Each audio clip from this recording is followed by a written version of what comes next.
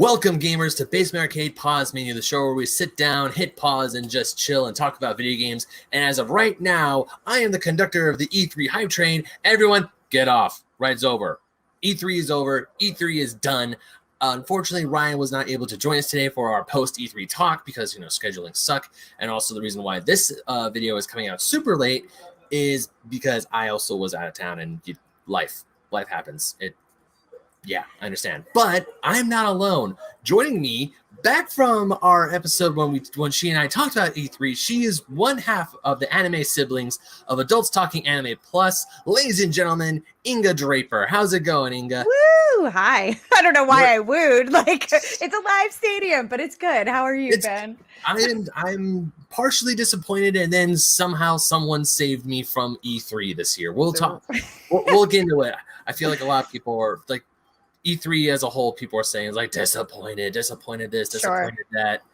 But also, hey, Inga, yes. It's not just the two of us today. No. Tell me more. I know. Coming back is another half of another podcast. He is one of the co-hosts of the Retro Blast podcast. Ladies and gentlemen, all the way from South Carolina, Mr. Patrick Brickhouse. How's it going? Hey, man. Good. Thanks for having me back. Of course. Glad both of you were able to come back. So 2 weeks ago, the biggest video game convention happened, and it was a all virtual event. It wasn't in person like I thought it was going to be, but still it happened compared to last year, because last year, due to the pandemic, they said no. This year they said, okay, it's going to be all virtual. So there was no live press conferences, there was no crowds, there was no booths to go to, which was a bummer, but still the fact that E3 happened this year was good. Whereas we were excited and happy about E3 coming back is up to debate. Well, actually, no. I would say I'm happy for E3 to come back because I missed E3. I love E3. But also, I think one of the things that we have to remember on is that it was a pandemic year, so maybe all the things that we were hoping for, because Patrick, Inga, I don't know if you watched it, Inga and I had a predictions episode of what we were hoping to see in E3, and maybe only one prediction of mine came true. And that's a stretch. Yeah. I don't think any of mine came through. I listened to the episode last night while I was at work, and no. I was like, man. The heavy hitters for me, no, none. None single. Yeah, because we also talked about E3 on my main show, the Fake Nerd Podcast. We talked about the first, because it was right in the middle of the conference when we recorded our show, so we talked about half of it. Yeah. And I was very disappointed with one conference, which we will get into. But Ryan, my co-host on Fake Nerd Podcast, he was also with us on our prediction episode. Patrick also kept reminding me, is like, yeah, but remember, it was a pandemic. Pandemic year happened, so we'll try. So because I've seen some pretty nasty vitriol online of people talking about how bad E3 was this year, how boring it was, and X, Y, and Z. It's always bad. Yeah, like there's a lot of venom out there. Yeah, always. I feel like every year, even when we have those bad years and we have the good years, there's always someone who's just like their headcanon, what they wanted to see. If one piece wasn't there, they're just like, it's garbage. It's the word. Yeah, but especially if the One Piece game wasn't announced, because how many One Piece games are there? Oh my gosh, I don't know. Two? It's like the Naruto fighting games. Too many. That's so funny. Yeah. I'm gonna just admit something. So I've never really watched an E3 before, and I've also never been to an E3. I always thought like, ooh, this would be really exciting, like to physically go, because obviously you get to test the games and you get to kind of like walk around. I'm a fan of conventions, but again, I get it. But so I've never really watched an E3, and I may have to say that I am in the camp of thinking that it was slightly boring. It was a little lackluster this year. Yeah, I was just like, are they always like this? So unfortunately, that's kind of where I was sitting. I wouldn't say they're always like that, because there have been some years where, like 2018, Sony was there, God of War was announced, or no, okay, not 2018, 2016. Excuse me, 2016. God of War was announced, Sony was there. There was just a huge hubbub of so many games being announced. And even 2019, I think, was a really good E3 because Square showed off Final Fantasy VII. Pretty much Square's entire thing was Final Fantasy VII Remake, which came out the following year. The Xbox panel had Cyberpunk 2077 with Keanu Reeves coming out. But didn't that game fully flop? Yeah. That was one of my most disappointing games. Yeah, the game unfortunately did fully flop, but just the excitement and the even I want to say 2019, that E3 was also the year when Banjo-Kazooie was announced as a Smash character. And fans were excited because, oh my god, if Banjo is coming to Smash, what does this mean for Nintendo and Rare? Are they buddy-buddy again? Like, can they talk? Is Microsoft letting them? So I think it's been pretty clear, like Microsoft and Nintendo have been pretty buddy-buddy. Yeah. In the past few years, which is nice. They've been pretty. Sony's been a little hesitant in some ways, but Microsoft and Nintendo have gotten, seems to me like they've had more of a kinship. Yeah, definitely. But even then, it's because I think because a lot of people, or even my own podcast, we've been talking about, we're wondering if E3 is going to keep lasting because like with Sony being gone and Nintendo essentially doing their own thing. I mean, yes, this was an all virtual event this year, but Sony has their state of plays and they just have their own shows and their own, essentially their directs online. There's no need to go to an E3. Whereas and Nintendo, they do like 3 directs a year in the spring, summer, and the fall. So I feel like E3. I remember, and I'm old, so I remember like when I was in, I want to say probably, I guess it was maybe elementary school or like early junior high. No, it was like maybe my first year of junior high. E3 had been around for maybe a year. I think it was 95 was when they did the first one, and then in 96 they did it in Atlanta, Georgia.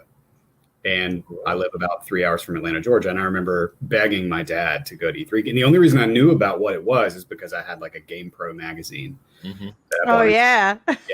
And I was like, I really want to go. And he was like, no, he didn't even know. He had no idea what it was. But back then, I feel like until we started getting like into the information age when the internet was readily available, it was easier to hide games. It was easier to have these big reveals. Now everybody gets rumors. Like you jump on Twitter for 10 minutes and someone's going to be like, there's a rumor that so-and-so is going to have this game and this game's going to be revealed. And like, there's all the speculation. It leads not only to massive disappointment in most cases, right? Which, I get hyped up for stuff that there's no basis there. You've got the companies that are lying also. They have to. They're like, no, that's not in development, because they want to reveal it at E3, but a lot of this stuff leaks.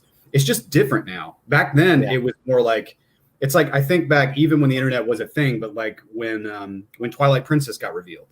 Oh, yeah. Stuff like that. When those games, got revealed and everybody was like, I had no clue. Like there was no information. Nobody really had any idea.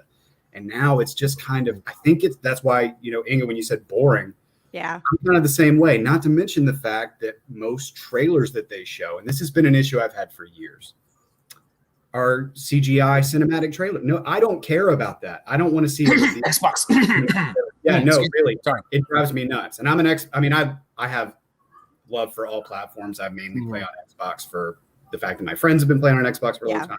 There's a lot of properties I like there, but I can't stand when it's always like the big reveal that you've been waiting for years, and it's a cinematic trailer that shows zero gameplay. And we live in an age where they tease, Ubisoft's done it how many times where they show you this product that you're not really going to get. And it's all marketing. It's all hype. It's overhype.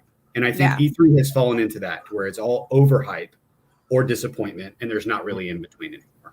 And that's kind of where I stand. So when I watch E3, I'm kind of like, I'm not fully invested anymore. Well, when you mentioned the Xbox, and a big criticism of E3 this year are the cinematic trailers. Well, once again, pretty much blanket statement throughout all the stuff we're going to talk about, especially the negatives, is pandemic.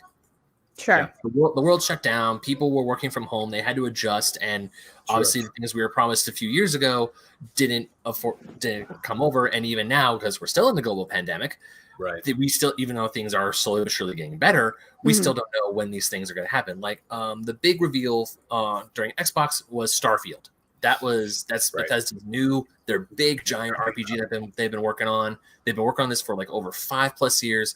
We get an announcement that's coming out in November of 2022 or November of next year, which sounds cool. I don't think it's going to make that release date. Yeah.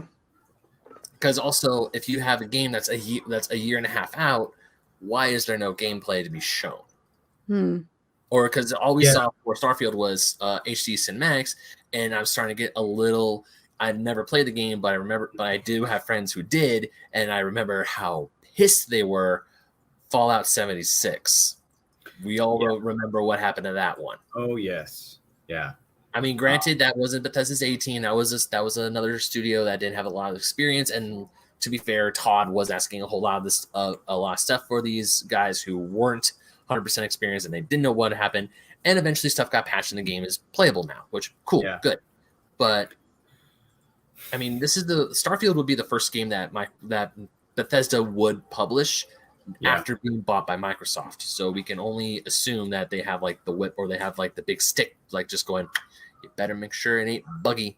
Yeah, I hope they kind of get Bethesda to, do a little better with their quality control. Yeah.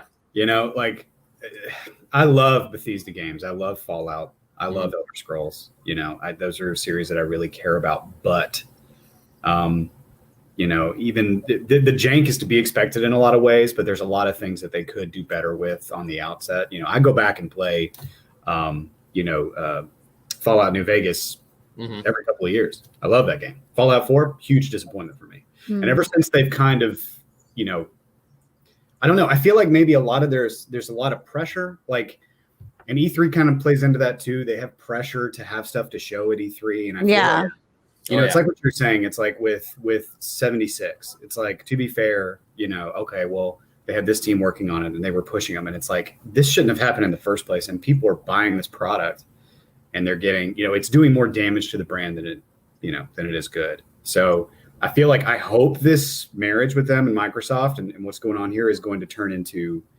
better quality products, new engines. They're going to actually get motivated to do that.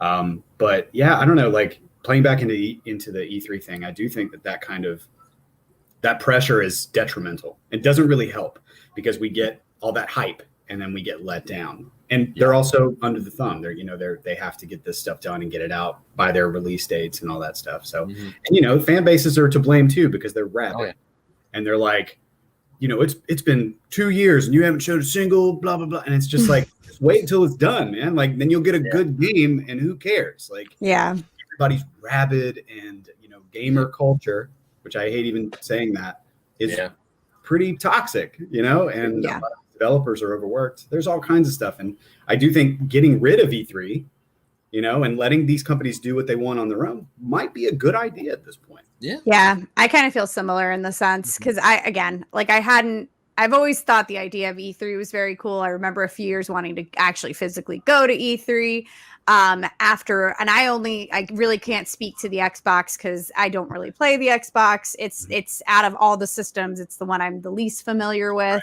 So I'm a Sony girl. Sony and Nintendo are the two that I definitely can speak to. I was the one that I watched probably the most of was actually Sony, and I was just kind of like, oh man. And I love generally like everything that's happening, but even this, I was like, maybe I just don't personally care enough. Like, I kind of feel the same way. Like, let them finish the game. Yeah, I'd love some updates here or there, but like, don't give me crap. Like, don't give me garbage updates. You know what I mean? Like, a lot of the stuff that they're doing is just kind of not, I don't know. It's just uninteresting, where you're just like, okay, cool. Maybe this exists. Maybe this doesn't exist. Are you going to have to fully are you going to do DLC content that as the game is being released, you now have to apologize and fix it as you go? Like, what are we doing? What are we doing here?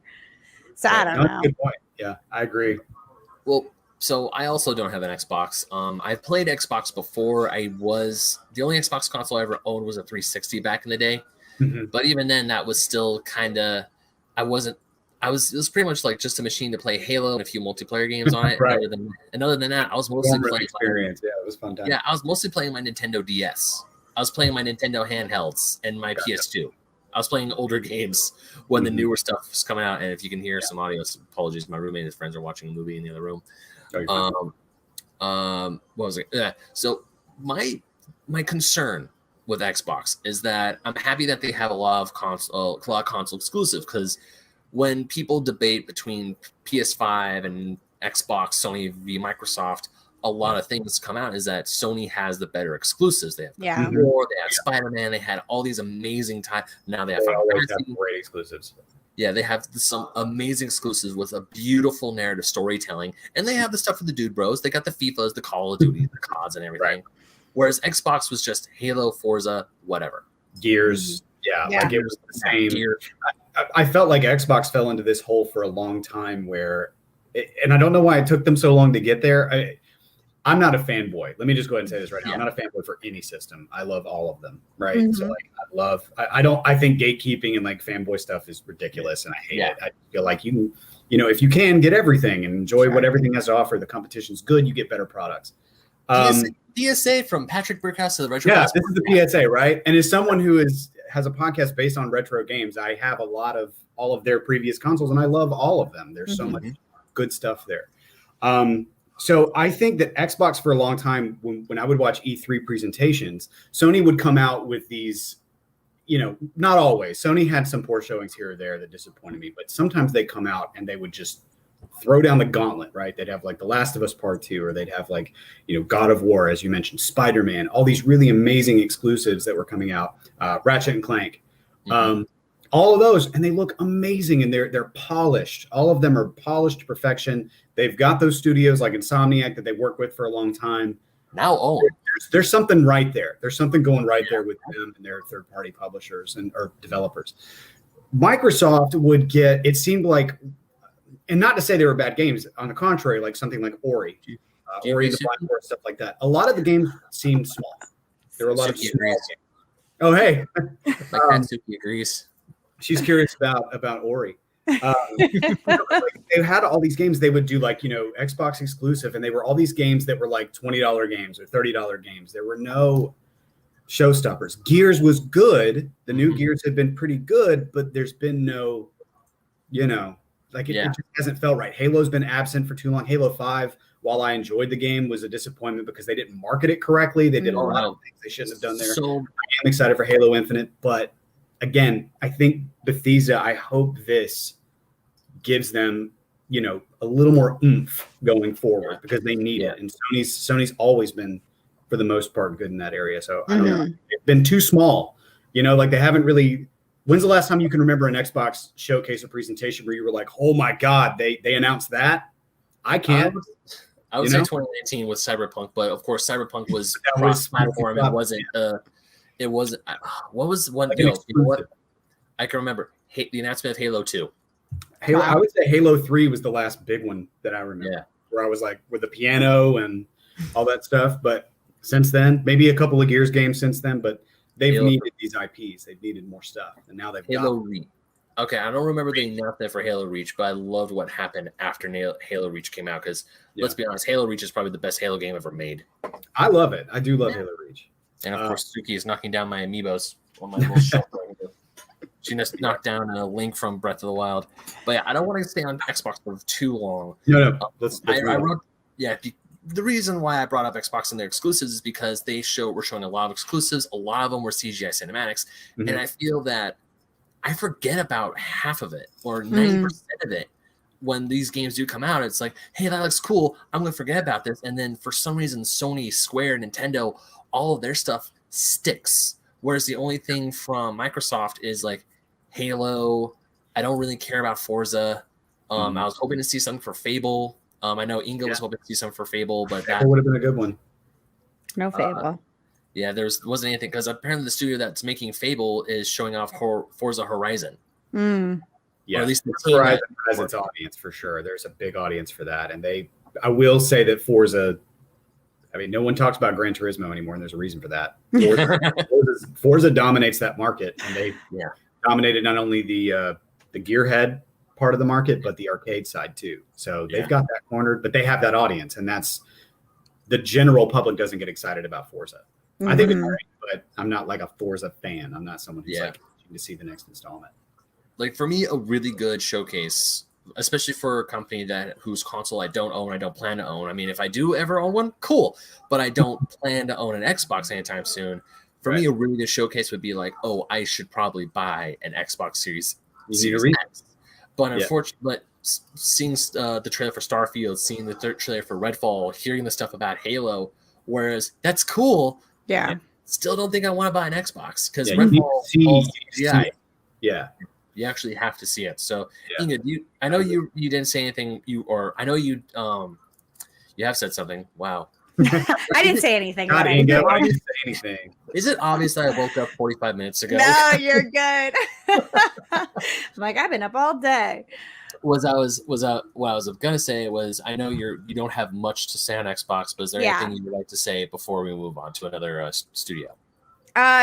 I do not. I like I said, I didn't even really bother. Unfortunately, as I was watching more and more of the E3, I was just kind of like, wow, this all feels, again, I might not be the right audience for it too, though. Like, I like what I like. I know what I get excited about. And, you know, my biggest thing is like, am I buying a PS5? Are there any games that are going to trigger me to buy a PS5? But Xbox wise, I just my only gripe with them is their controllers. Their controllers are really big. I have small hands. And I don't know if this is like a for everything. I did have an Xbox for a while, had tons of fun playing Gears of War. So fun. But my biggest complaint literally is the controller. I was like, I need a smaller controller. Yeah. So no. All right. So moving on from Xbox, did anyone watch the Ubisoft thing? Because I didn't even bother with Ubisoft. No, I didn't. No. Cool. Moving on. What happened? Okay. So I even wrote these out of order, but Square Enix. Because Square Enix had their conference the same day as Xbox, and this was the one I was most excited for. Yeah. I talked with a lot of. I'll probably be echoing a lot of my complaints I had, because when we had the Thicker podcast, our latest episode, I talked about Square, and I was very disappointed. Ryan was more positive, which is good, and I did have some time to reflect on what I said, but a lot of it kind of still stands. Was Square Enix? I was disappointed once again. Pandemic, I get it. Pandemics suck. Things, not everything we wanted to see was shown, but one of my biggest problems, and a lot of people's biggest problems, was when they announced the original 6 Final Fantasy games are getting remasters. I was like, yes, that's awesome. All 6 in one collection. That's an amazing collection. Why the hell is it coming out on Steam and mobile only? What the damn hell? Yep. Yeah. Yep. Because most of these games already are on Steam Mobile. You can get them already on your phone. They're perfect for Switch. Yeah. Perfect for Switch. Yeah, that was my biggest gripe. My biggest complaint was, why are we not getting these Final Fantasy titles on console? I mean, there's a chance that we could eventually. Yeah. But I feel it's a wasted opportunity to have the entire of the original pixel-based Final Fantasies in one collection. Because even like a translated version of Final Fantasy 3, which we never got until the Nintendo DS. Yeah. The Nintendo DS that's essentially a remaster of Final Fantasy 3. We never got the original 8-bit pixel version in the States at all until the Nintendo DS and I guess the iOS. I haven't checked if you can get 3 on your phone right now, but as someone who's, I mean, my favorite Final Fantasy game of all time is in that list, Final Fantasy 6. And a lot of people's favorites. I mean, it's, and I get it. It's a lot of it's nostalgia, but I love that game. And so like when I saw the announcement too, I was like, awesome. I was like, that's perfect. I can't wait to get that on my Switch. Yeah. Like, oh, really? And I have Steam. Look, I play stuff on Steam or whatever, but like, I don't know. Like, it just, Square Enix continues to make decisions that baffle me. Yeah. And I mean, like, not just with Final Fantasy, they own some other properties that I care about a lot, and they just don't know what to do with them. And they're doing this mobile thing. Like, am I too old to where I don't understand how many people are playing games on mobile? Because I play 0 games on mobile. None. I have a few games on mobile, but a lot of them are just like gotcha type games. Pokemon Go is still on my phone. Fair enough. But I mean, I play Among Us on my phone. I find it's better to control Among Us through my phone than it is on my Switch. Mostly because when we're trying to discuss, it's easier for me to type like that than it is. Yeah. one single layer, because Among Us still doesn't have push to talk on the Switch at least. Yeah. I'm the right audience for it then, I guess, because I used to play mobile games back when there was like when Angry Birds was big. Oh yeah. And Doodle Jump, stuff like that. And Yeah. then I just kind of fell off the train because I was like, this isn't how I like to experience games. Now, I understand that some people do, but I think it's intense. I think it's too hard to play I get it. It's nice to be able to do some of this type of like gaming. Like I guess it would be better if it was cross-platform. It would be really nice, like not to bring Genshin Impact out of the blue, but like what Genshin Impact is doing right now is so incredibly smart because it's on everything. Right. And you can literally, like, they have daily tasks or they have things like that you're like, oh, you know what? I'm running around. I can't sit down and play my console right now, but I can at least check in and knock out some like daily tasks on your phone. So I feel like it could be really nice if it was cross-platform. Like if they're like, here's for your PS4, 5 and your, Switch and your whatever, to play this however you want. Like you could be sitting, I don't know, on a train and you have Wi-Fi and you're like, you know what? I'd love to kill some time and play Final Fantasy 3 for 4 hours on my phone. But like, I don't want to actually play these games on my phone. Like it's a nightmare. Like, so I do have, besides like some of the gacha games I have Disney Emoji Blitz that I never play anymore. I mean, I'll play for like a hot second and never touch that thing in months. I have a few Sega games on my phone. I have Sonic 1, or I have Sonic CD, Sonic 2, I want to say Phantasy Star 2, and Comic Zone on my phone. Now, good. Playing on, like, the only game I'll constantly go back to and play on my phone, Sega-wise, is Sonic CD. Because you just have, like, the thumbpad, the controller on the phone is like, if you put it to one side, Sonic goes to the right. If you go to the other side, he goes to the left. And of course, you have the easy jump button. It's just you tap the one side of the screen to jump, because there's only one button. You just jump. Yeah. You just jump and maybe do the spin dash and the super peel out. That's it. Super easy to do. Same with Sonic 2, Comic Zone, Phantasy Star, a little bit more difficult but playable. I got those on a whim. And I figured if I'm ever stuck somewhere where I'm bored out of my mind and I need to do something, I can at least bust out my phone and play these games for a little bit. Yeah. Am I going to play these games like to completion on my phone? Hell no. Do I have a good chunk of these games on my Sega Mini over there? Yes. That's what I play them on, is my Sega Mini, or the actual hardware. Like, I have a Model 2 Genesis that I play a lot of games on, and my Mini, which I love that Sega Genesis Mini. It's awesome. That's how Comic Zone is a hard game.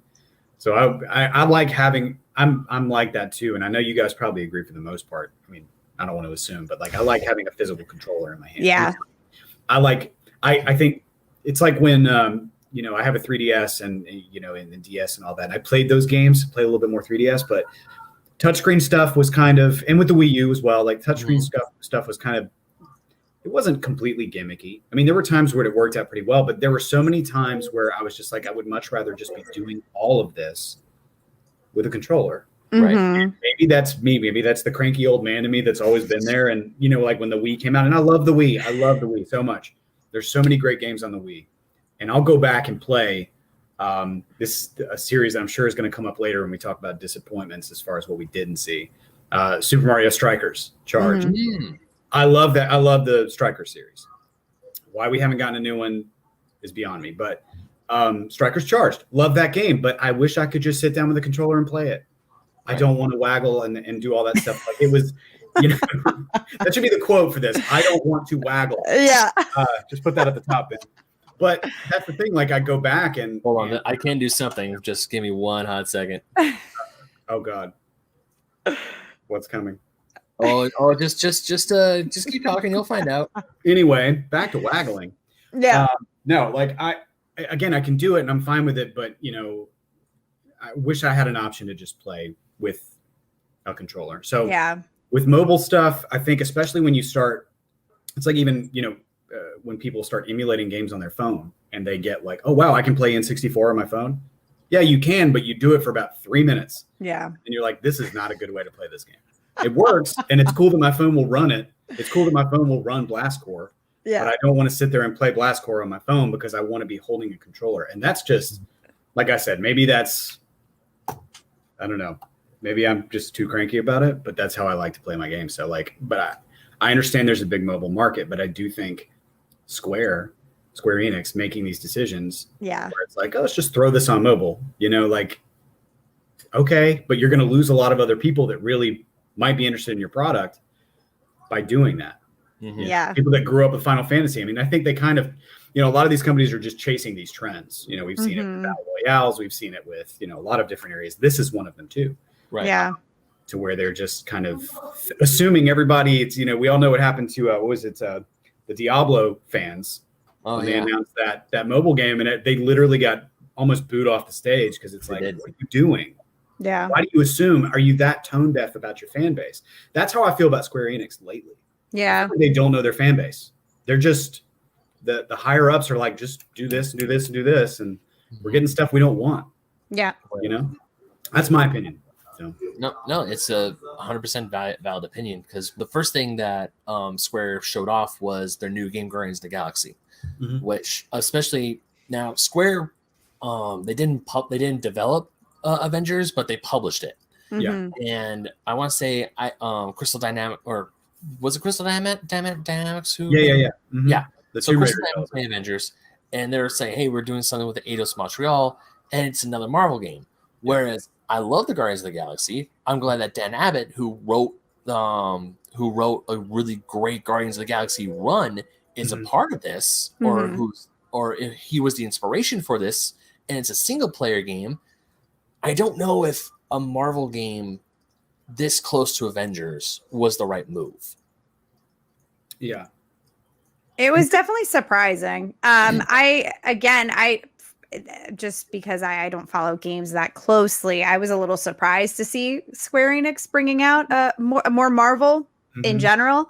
Again, I watched the trailer for the game. It looks fun. It's not something that I would be I don't know, if somebody had it and was like, hey, Inga, want to play this game? I'd be like, oh yeah, I guess so. But it's definitely not something that I personally would want to go off and buy. I also just couldn't tell if it looked good, like game wise. Yeah. Also, I'm like, what's happening? It just looked, I don't know, a little subpar, but it still looked kind of fun. I don't know. I had very mixed feelings about it. Yeah. I wasn't very impressed, to be honest. And I love Guardians of the Galaxy, the property. I love Marvel. I'm a Marvel guy. Always have been since I was a kid. And seeing all, Marvel's done a great job with their cinematic universe. The Marvel Avengers game, I didn't even buy it because I was just like, this is awful. This whole, and that's another thing Square Enix has been doing a very poor job of, is the games as a service model, the way they do it, and the way that it just seems like such a ripoff. And it's not even just, complain about games as a service, that's how they make money. Yeah, but they're really nickel and diming people for like inconsequential stuff. And like, the game wasn't even done. It wasn't even a functional game. It was glitched to oblivion, and they still were like, but you can pay us this much money and get a red skin as a blue one. And it's like, no, this is dumb. You remember what happened to EA when they did this with Battlefront 2? Like, this is what happens. And Square just keeps, I really feel like the what I keep going back to is just tone deaf. Yeah. Just tone deaf. I've seen it year after year, and it disappoints me so much because they were such a beloved, company. Like they had so many great properties that they did such a great job. I'm not saying they don't from time to time, but a lot of their fans are just like, what are you doing? Like, what in the world? You've got Kingdom Hearts and, Final Fantasy, and you're doing what with them? Yeah. Especially Final Fantasy. Like they're just milking. Final Fantasy, not so much. Yeah, with I apologize. It's okay. No, besides, because my main disappointment, I mean, Guardians does look good. It looks cool. When I was watching it, I was actually kind of interested because I'm like, okay, so you play a Star-Lord. It's a single player game. It's not a live action game. It's a narrative based, and it looks great. I mean, it looks good. Like visually, it looks good. Gameplay wise, it's like, okay, I might be able to play. I don't know if Guardians is definitely one of those games where, like Spider-Man, I was on board from the beginning. Insomniac was dealing with it. Marvel was like, hell yeah, let's go. And just everything about that Spider-Man game just looked phenomenal. It was like, give it to me. Whereas Guardians 1, it's weird because I was also a little hyped for the Avengers game, but then when I found out what it really was, I'm like, I don't know. Yeah. This one, I'm cautiously optimistic for Guardians. But the one thing I will give Square props to is that, I mean, I know this is a little divisive, but I'll give them props because they are trying something new. Because as much as I love the older Final Fantasies, as much as I love the older games, if they keep putting out the same thing over and over and over again, it's going to get stale. Yeah. And now with Strangers in Paradise Final Fantasy Origins, it looks different. I don't know if I'm 100% on board with it. Yeah. I do know that if you took a shot every time he said chaos, you'd probably die of alcohol poisoning. But I'm happy to see that they're trying something new with the Final Fantasy Origins, but at the same time, I don't know if. Well, luckily this game is still very early in development. All we saw was like some basic gameplay of it, so I'm like, I will approach this one if I hear this game is good, if I hear this game is amazing, that it's one of the best things that could happen to a Final Fantasy franchise, I'll play it and I'll buy it. Of course, if I don't hear anything, if I don't hear any rumblings and people are saying, oh yeah, it's kind of whatever, then I'm not going to waste my time with them. Like, dang it, Square, you did it again. Yeah. I just want them to finish. Like, I'm getting a little over this, like, let's release 19 different games, but only like halfway. And here's like, I just finish. Like, I just want a full game. Like, let's just finish it. let's just do that, please. I don't know. Cause I'm like, at this point, Final Fantasy VII, I don't want to think about it. I'm like, am I going to finish this game in my lifetime? Will I ever? Like, or am I going to be like an old lady trying to play? Yeah, that's just, well, the first thing that really stood out to me was the whole like labeling the was it Stranger of Paradise, saying that it was like Dark Souls. It's like, okay, it didn't look Dark Souls. What's that? It didn't look like Dark Souls. Team Ninja was behind it, and Team Ninja is known for like Ninja Gaiden, the hack and slash. Well, yeah. Well, they did Neo, right? Which Neo was good, and that's very similar to Dark Souls in a lot of ways, which I like Neo 2 quite a bit. Thought that was a really good game. But whenever I hear Dark Souls-esque, which is how they described it in a lot of ways, I'm like, okay, let's see, see how they do. I'm open-minded to it. But what Inga said about Final Fantasy VII, Jay and I, my co-host Jay that I mentioned, I hope I mentioned him earlier. Sorry, Jay. Jay is, he's the guy that he got into Final Fantasy from Final Fantasy VII when he was a kid. That was his entry point. And he had, like many in our age group, he adores that game. It's one of his number one games, and I had left Final Fantasy behind, for a few years because I didn't have a PlayStation 1. I had an N64. So got to play it finally and just fell in love with it and was like, this is an amazing game. And I understand why people love it so much. I do think that what they're doing with it, I played the demo because I have a PS4. I don't have a PS5. And I thought, maybe I'll just wait until all the parts, come out. Then I played the demo and I was like, this is actually pretty good. Like, I enjoy this because I actually really like Final Fantasy 15. I love it. Yeah. I love it. I listen to the soundtrack like every other day. I love it. But I'm one of those people. I got another Final Fantasy 15 stand with it. I love Final Fantasy. I love Final Fantasy 15, man. Like, I get it. I understand why some people don't like it, but I do. But seven took pieces from that, from gameplay wise and everything, and I thought that it was pretty cool when I played the demo, and I was like, okay, well, I'm just gonna wait and see, kind of what their plan is, and I read into it more, and now like this whole like intergrade thing they're doing, and the Yuffie thing, like Jay came to me, he was the one that kind of brought it up, and he said, you know what? He's like, this really pisses me off. He said, because they released, he was like, I've played through that game so many times. The first, they called it Final Fantasy VII Remake, and then it stops at the end of Midgard, which is disc 1, I guess, technically. Not even disc 1, 10% through disc 1. Oh, yeah. Disc 1 ends when Aerith gets the sword through the chest. Okay. Yeah, okay. And his point there was like, he was like, why? He's like, first of all, I don't even know if they're going to finish this. He was like, and secondly, why would I want to buy, not even a quarter of a game, as good as it is and as great as it plays, like they are nickel and diming people. Yeah. The integrate thing, just I saw that and was like, how many people are like, oh my God, I can't wait. And I'm like, you're all just why? Yeah. They're literally just like smiling as they're being bent over. Sorry, but like that's what's happening.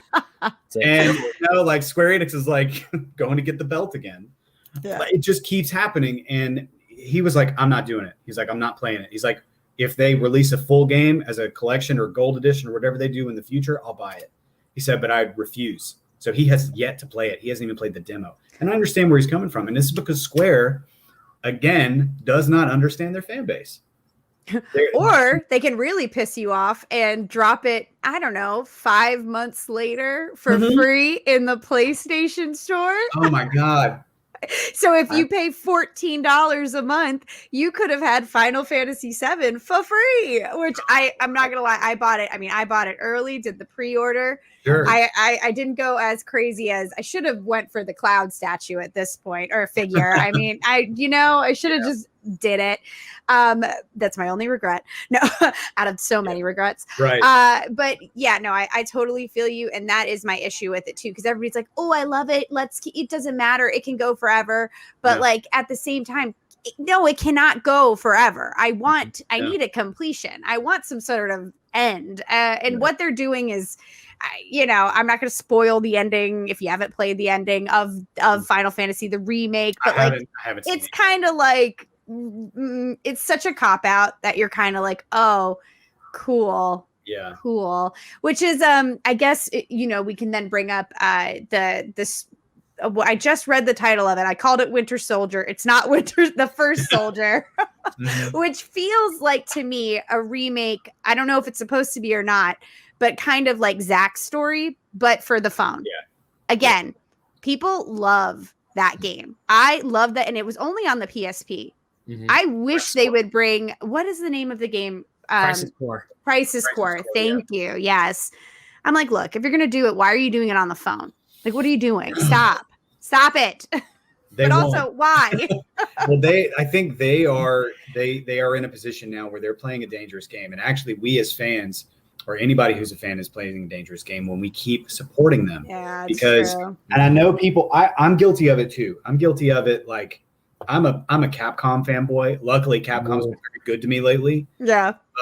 They're my favorite, third-party developer of all time. But they've been good to me lately. And they haven't really been doing, they've had some DLC stuff here or there, but it's been stuff that you'd want. It's substantial. And there have been times in the past where they did some things that I didn't agree with. And I was like, well, I'll buy it anyway. Of course I'm going to buy it. Yeah. But I think with Square, we're at a point where they are testing. They're testing people. EA did it. Activision has done it numerous times to where they'll test you and see how much you'll put up with. Then they'll walk it back and be like, hey, we apologize. Maybe we shouldn't have done that. Maybe we shouldn't have put gambling in our Star Wars game. Yeah. For real money. And people tend to just fanboys, and I hate to fanboys and fangirls. Like, I hate to say it, but if you keep supporting this, it's going to get worse. True. If you don't, and especially with Square Enix, because they are the people at the top are the ones telling them, like, yeah, let's give them a quarter of a game and see if they'll spend $60 on it. I know. I was like, do it again. Do it again, but put in one of those other characters that was secret in the original. Oh, they'll buy that too? Okay. And they're going to keep doing it. And people are like, what bothers me is the people who defend them. Yeah. I think that you should stand up for the developers more so than the publisher. Yeah. The publisher is usually the one calling the shots. And telling them what they have to do, and the developer gets the short end of the stick on all that. I think there are very talented developers at Square Enix that do an amazing job. I do think what's there with Final Fantasy and a lot of what I've seen at E3 from Square looks pretty good. There's artistry there. There are a lot of talented people that work on these games, right? But my issue is with the top. My issue is with the people, the actual publisher who is calling these shots, who is giving us little crumbs. And people are eating them up. And because of Square's past, right? Because of how much we loved them before, Nintendo's guilty of this too. I love Nintendo, but they do this too. But because of the love from the past, we're more liable to go, but Square Enix has always given me my favorite things. Mm-hmm. So obviously I'm going to love everything they're doing now. Like, oh, they're only giving me a quarter of the game. Well, okay, I understand why. Do you though? Like, is that really what we should be doing? It's true. I think we have a tendency as fans, and like I said, I'm very guilty of this. We have a tendency to give them passes. Yeah. We do too much, and it's changing the industry for the worse in a lot of ways. And this Square Enix, their E3 showing is very indicative of that. Mm-hmm. So you mentioned, I mean, great tangent, by the way. So I do those. Yeah, I will be the one, probably the only FF7 remake apologist on this panel, because I absolutely adore Final Fantasy 7. I do agree with a lot of your points. It is messed up that they're nickel and diming us. It is messed up that they only are giving us like 10% of the first disc, and we don't know how far they're going to go in the second, the third, or however parts. And I'm also scared that this will never be truly finished from beginning to end. However, the one thing I will give them is that, yes, they knew when they told us that it's only going to be up to Midgar. Mm-hmm. The director, the storytellers, the developers made sure that game was packed with stuff that I cared about. Mm-hmm. They took characters from, they took like Jesse, Wedge, and Biggs. So good. They're only there in the original game. They're only there for a few minutes, right? And then they're gone. You never see them again. This one, maybe give a shit about them. Yeah, maybe care for them. I love exploring more of Midgar. You see more of the city. You see more. You actually get a better interaction with Aerith's mom. You see. You get more into the characters, like Aerith being like the weird quirky girl. I love that. So yes, we get less the story, but we get more character development with this one. Also, the Honeybee Inn upgrades were incredible. I wish you could go in that thing over and over and over again. Oh my no! The entire all of chapter 5. When so I was good. in chapter 5, I was like, this is one of the best things, because people were actually really scared that they were going to dial it back. Because, Patrick, you play Final Fantasy 7. You know the whole thing, right? Yeah. Dude, they turned it into something phenomenal. Yeah, it's incredible. I'm sure they did. And it was just like watching this whole thing. I was like, this is really cool. I really dig this. I'm glad Square was able to do it, because I was scared that they were going to like dial it back or do something. And I was like, I was concerned for a while when I heard Tetsuya Nomura was directing it. And I think didn't he step back? Like he was, or he's maybe still director, but I would be honest, like as much as I appreciate and respect Kingdom Hearts for what it is, like, God, the guy cannot tell a story to save his life, and his dialogue's awful. Sorry. He's an amazing artist. He's an amazing artist, but he's not a great director. As the guy who has a Kingdom Hearts tattoo right here, I get it. Completely agree with you. What did you say? What was that? What? No, I do agree with you, because I love the guy. I love him. I think he's an amazing artist. He needs to be there, and he's a very vital part of Final Fantasy. But when it comes to direction and all that stuff, like that's where he loses me. But I think that from what I've seen and what I've heard, the collective group there did a pretty good job with what they did make for Final Fantasy VII Remake, what they have given us. I'm super excited to play it. I think I'm kind of with Jay. I want to wait until they give me a complete package, because I don't feel like I want to. I don't know. Like I just don't want to. And you know that 2044. Yeah, in 2044. But I guess my fear here, and maybe this is too far, but my fear is that it's like, what if that the next part is literally like a very small part, and it's like season 2 of Final Fantasy VII. When season 3 coming out, I agree. I mean, that's my fear too. Charging you for it, and that's not what I want. No, my big hope is that if part 2 does come out, it's either. I mean, luckily since the PS5 is a much stronger console, they can do a whole lot more stuff with it. I'm hoping that they push that console to its limits, and they could put so much more into part 2. Like obviously not the rest of Final Fantasy 7 into part 2, because that'd be where it's like you only play through Midgard, then you speed run through the rest. Like the bare minimum I will accept is the end of disc 1. Yeah. Is where that's the bare minimum. That is like the bare minimum. But they say, I can see why they're holding off on that, because there's that huge story piece is something they probably have to save. But if they do, if Square says like, oh, don't worry, the end of disc 1 is the halfway point of the game, then it's like, oh shit, you're going hard, okay. But once again, we don't know. We don't know. I don't do video games for a living. I don't know what goes in. I know a crap ton of work goes into it. Yeah. But for me, the bare minimum for Final Fantasy VII Remake Part 2 is if they say like, end of disc. If the end of disc 1 is the end of the game of this Part 2, I'll be like, I will accept it. If they say, oh no, you're gonna get to like up to Sid and then that's where it ends, I'll be like, oh hell no. Yeah. We have words. Yeah. Oh, that'd be interesting. Yeah. But going off from Square, you mentioned Capcom. Yeah. Patrick. Mm-hmm. Why the hell is Capcom at E3 this year? What's that? Why the hell was Capcom at E3 this year? Because my gosh, that was I once again, blanket statement, pandemic, I get it. Yep. But why? I didn't, to be honest, I have been, maybe I'm blinded, but I've been so pleased with everything they've been giving me that I didn't care. Mm-hmm. Like what I'm actually getting and what I've gotten recently. Like I just finished Resident Evil Village and I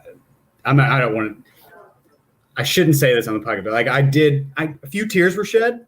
Okay. I am, it's probably no secret. And I'm sure I brought this up, but I'm a Resident Evil fanatic. You mentioned it before, yeah. Yeah, I love, and Silent Hill too, but Resident Evil is super, super special to me. Mm-hmm. I love it. And that game legitimately, hit me right in the heart a couple times. I actually thought I was so surprised with it. And I'm someone that actually really enjoyed 7. Mm-hmm. But I loved what they did with the story. The Resident Evil 2 remake was a love letter to me. Mm. I can't tell you how excited I was about that. They've made some stupid choices additionally. Like this new game that's coming out that's like a competitive shooter. Well, I don't remember what it's called. Was it Reverse? It was supposed to be out. So, yeah, it was supposed to be out with Village, and it's not even out yet. And I'm just like, I don't care about that at all. And they had that other game that came out with Resident Evil 3. It was what was it called? It was where you had the team of 4 go in, and you have one person trying to stop them. You maybe haven't heard of it, but they haven't really. I feel like the products they've given me have been so quality lately that maybe I had some rose-tinted glasses on. But I'd like to hear your thoughts. I'd like to know kind of what you think, for sure. Inga, did you watch the Capcom Direct? It was super I did short. not. There wasn't much to it, though, to be fair. It was only 30 minutes long. So my whole thing about the Capcom Direct was that so E3, looking back on E3's past and what E3 is supposed to be, E3 is a show where you show what's coming up, what's new, what's something to get excited for. Everything Capcom had was stuff that we knew was in development already. Yeah. Don't get me wrong. I'm glad Resident Evil 8 people are like, hey, there's new Resident Evil 8 stuff coming out, which I'm excited for, but the game's already out. We have this already. We don't need this to be part of the headline for E3. Monster Hunter Stories 2, we knew that was coming out. Mm-hmm. Nintendo was already going to do, I mean, we didn't know at the time, but Nintendo was going to have arguably a better story trailer for Monster Hunter Stories 2 than Capcom did, and Capcom made the damn thing. Yeah. And then they started talking about Street Fighter 5 and all their esports stuff. I didn't care. I get that esports is a big thing. I also am glad that Street Fighter 5 is finally getting its time in the spotlight after its kind of somewhat botched launch back in the day. But I was expecting something like, hey, here's something new. Like, my prediction was hopefully an announcement for a remaster or remake of MVC2, Marvel vs. Capcom 2, a game that needs a remake/remaster. Just give me Marvel vs. Capcom 2 on modern systems, or just put it on the freaking eShop. I'll still buy the damn thing. I don't care. Or at least something. Well, okay, Mega Man's 35th anniversary is coming up in a few years, so I'll hold out for that. But there was just like nothing. It was like stuff. Yeah. It's already out, or it's already out. You know it's coming, and it's kind of like Ubisoft. Ubisoft has had a huge thing for Mario Rabbids. We knew that was going to be in the Direct. Mm-hmm. We knew that was going to be in the Nintendo Direct. So why are these companies showing stuff that we know is going to be, or at least we have a feeling that is a lot of repeats? Oh, one of my other things for Square going back for Square Enix, Life is Strange. I've never played the Life is Strange games. I understand they're beloved games, but at their presentation back in March, they showed a lot of Life is Strange. I'm like, cool. They're probably just going to show the other stuff later on. Life is Strange was shown like 3 times during this E3, and I'm like, the more you show, it's like I get it. It's coming to other consoles. Cool. I'm not gonna play it most likely. Yeah, it's a weird game. I mean, it's fun, but it's like it's a weird game. But I was also, when they said they're remastering it, and I love that they were showing like the differences. It's not that big of a difference. Yeah, but people are like, "Oh my god, I can't wait to see what my 2060 will do." I was laughing. Yeah, I'm glad that people who do want, because Life is Strange, I feel, is like one of those games that people who have played want to share and want to share it with the people who haven't played it, i.e. me. I love the first game. Yeah. And a way to do that is to do it on a remaster. It's like, hey, get the remaster, you get the first 2 games, and then wait for True Colors to come out. Yeah. And I love it. I love it when companies like, hey, here's a new thing, but here's the old stuff, so you can play the old stuff first, and then here's the new stuff. That's how to do it. That's right. Like, we knew these remasters and what her powers were in Life is Strange, True Colors were in the March presentation. We didn't need like a full 20 minutes of it here. Yeah. Well, I mean, I hear you. No, I totally hear you. Go back to Capcom. Like, the best way I can describe it, Capcom isn't always the best at like getting you hyped for stuff. Like, when they drop certain trailers just by themselves, they do a good job. Like Resident Evil Village, when they dropped the trailer, I was hyped. Yeah. The whole Lady Demetress thing. Is that what you were going to bring up? No, I was going to bring up my flashbacks and my war stories from Marvel's Capcom Infinite of how hyped I was. When I was on that launch. Yeah, that was not the best. But I feel like I don't know how to compare it. It's like if you go to your favorite bakery and the person that makes the cookies like talks your ear off about stuff you don't care about, but the cookies are just so good, right? You keep going back, even though you have to deal with them telling you about stuff you don't care about. It's just that weird person in the bakery. But then there were disappointments for me too. But I knew that they weren't going to be there. Like, I don't know why I knew that they weren't going to show the Resident Evil 4 remake, which I'm hyped about, but I'm like, I don't care. Don't show me until it's ready to be shown. Yeah. I already trust them. That's the thing. Like, Capcom has given me the Resident Evil 1 remake was a long time ago, but that already that's something I play consistently. I would argue that the Resident Evil 1 was more of a remaster than a remake, whereas Resident Evil 2, that is a full-on remake. What? Resident Evil 1? Yeah, the first Resident Evil 1. The Resident Evil remake? I would say that's more of a remaster because they still had the same gameplay elements, whereas Resident Evil 2 was a full-on remake. Oh, see, okay, so I see that a little differently because I played the original Resident Evil, and the Resident Evil 1 version that came out on GameCube that I bought back in high school, it was remade. All of the backgrounds remade, the character models, and the story. There's different story elements. It's kind of like the Final Fantasy VII remake in a lot of ways. It's not quite the same game. Remaster to me is when they take the exact same product and they give it a new coat of paint. That's like Mario 3 All-Stars. Yeah, exactly. Which they didn't put a lot of paint on. But for Capcom, like the Resident Evil 4 remake, we know that's coming. I'm excited about that. I do think that they should take some of their older properties and not just Resident Evil, but like release some of their old games a little more often. They did give us the Mega Man collection, the Mega Man X collection, which are both great to have. They're missing one. Probably one that I didn't play because I was a side scroller. Were you going to say Legends? I was going to say Legends. That's my Legends or Battle Network. Okay, no, fair enough. And I never got into Legends. I never played them. But understandable. It is a very different Mega Man because I grew up playing the side scrollers, and then when I first rented Legends from Blockbuster, I did not know what the heck was going on. Yeah, but the more I played it, the more I fell in love with it. And Legends is my all-time favorite. I'm still uber mad that they haven't been given anything for Legends in these years, but I do have all the collection. Well, I'll find out if I actually just got Mega Man 0 and ZX Legacy Collection, so I'll be diving into that eventually. Yeah. And they have properties that they seem like they're taking care of, and they don't seem like they're milking them. And that's the difference, I think, because Resident Evil 8 could have just been, it could have been something so simple, but they really put some love into that game. And I've played through it a couple of times now, and in my opinion, it's a masterpiece. It's one of the best Resident Evils that they've made. A lot of people don't like it that it's first person. I don't care. Like, I'm cool with whatever they do as long as they make a quality product. Yeah. But they've got a lot that they can do. I do want to see what they are doing with Resident Evil 4. That's a big one. They did show before E3. I think they should have waited to show the Resident Evil 4 VR that they're making. They should have waited and put that in their E3 release. I think that would have helped a little bit because I have a VR. I have a Quest. I'm super excited about playing Resident Evil 4 in VR. No mention about Code Veronica. Fans have been talking about Code Veronica for years. I would like to see it too, but no mention of it. So yeah, I mean, there's a lot there that maybe we'll see more of it later. But again, that kind of plays into the E3 thing. Like Capcom was probably like, we don't really have a lot to show, but I guess we got to. Like, let's show some stuff. But like the good stuff will be later. And they'll, they can release stuff on YouTube now. Who cares? Yeah. Where we are. Were you going to say something, Inga? Oh, no, I was agreeing with you. But I also thought I did see that they're doing like the Ace Attorney games again. They're bringing, which people are super, I know it's like a weird fan base, not like weird, but like it's a smaller fan base, but like rabid fan base. So I'm sure people are excited about that. Those are great games. I love the Phoenix Wright games. So that would be. So now I feel bad because I was harping on Capcom for only showing stuff that I knew was coming out. I had no idea about the Phoenix Wright games, and you're right, Inga. Phoenix Wright has a huge fan base.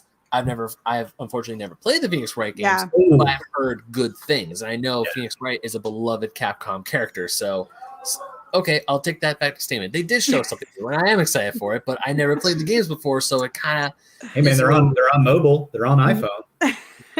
True, but I'd rather play them on my DS. Good answer. I'm just that guy. I'm just that guy. No, you're coming around. I appreciate it. If I have to, I have to. But at this point, I'm not into my backlog was already so bloody big. Oh, me too, buddy. But yeah. But I mean, Capcom, because you're saying that how Capcom has been just giving you all the good stuff. For me, Capcom hasn't been giving all the good stuff for me. Because as excited as I am to finally get Resident Evil 8, because I am waiting to get that for my PS5. When it came out, I saw how do you say her name? Dimitrescu. Wants to use Domitrescu, sorry. Domitrescu. Oh, that's even better. I think that's right.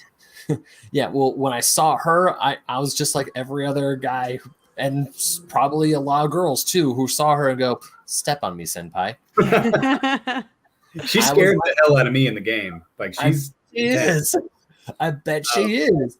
I would say wait. I got it on Xbox Series X. That's what I played it on, and it runs 60 frames per second. Looks gorgeous. Like it's quality product. If you get a PS5, that's what you should play it on. Not to say the PS4 and Xbox One versions aren't good, but I mean, I would play that game as intended. And we're in that weird period right now where it's nobody can find a console, and these games are. I can say for sure playing certain games on my Xbox One and then getting them on the Series X and the upgraded versions of them, it's night and day. You can tell. So, but we're in a weird period for that right now. Yeah. So, but Capcom, I mean, once again, they probably didn't know that E3 was coming up, and they didn't have anything new that was ready for E3. So that's probably why they had to scramble and put this together. Because out of all the E3 presentations that I've seen, that I watched this year, Capcom's was the shortest. It was only half an hour long, which makes sense if you don't have a whole lot to show for. So I do feel bad. I mean, yes, I have criticized Capcom in this very episode, but I do understand that pandemic and also they didn't have a whole lot to show. Yeah. So I kind of feel so. My question is, if you didn't have enough to show, just say, hey, we can't do E3 this year. All we have is just stuff where we already worked on, but here's some good stuff for the stuff that we have, like Resident Evil 8, and here's the one thing, Phoenix Wright. That's the big thing. So if you're expecting anything big, sorry, but pandemic and other stuff. But we'll come back later. That's another pitfall of the whole thing, is that everybody expects E3 to be this huge thing where everybody's revealing their huge games, and most companies are like, well, let's throw something out there, and then almost 90% of what you see is a disappointment because we've been conditioned to think that that's when you're going to see the good stuff, and they're just throwing everything out there. But I mean, like, hey, I can at least say that we've gotten way more from Capcom than Konami's given us. Konami has just completely been, and I used to love Konami, and they own some of my favorite properties. Castlevania. I love Castlevania, Silent Hill, Metal Gear. What are they doing? If Ryan was here right now, because on our Inga, you remember this when we did our predictions list or our predictions for E3. Ryan was saying that Konami is probably going to do something good for E3, and of course they weren't here at all this year. All they care about now is pachinko machines. They don't care about games anymore. And Konami has given up. And I hope that I'm wrong, and I hope that they decide to come back. And Silent Hill needs some love.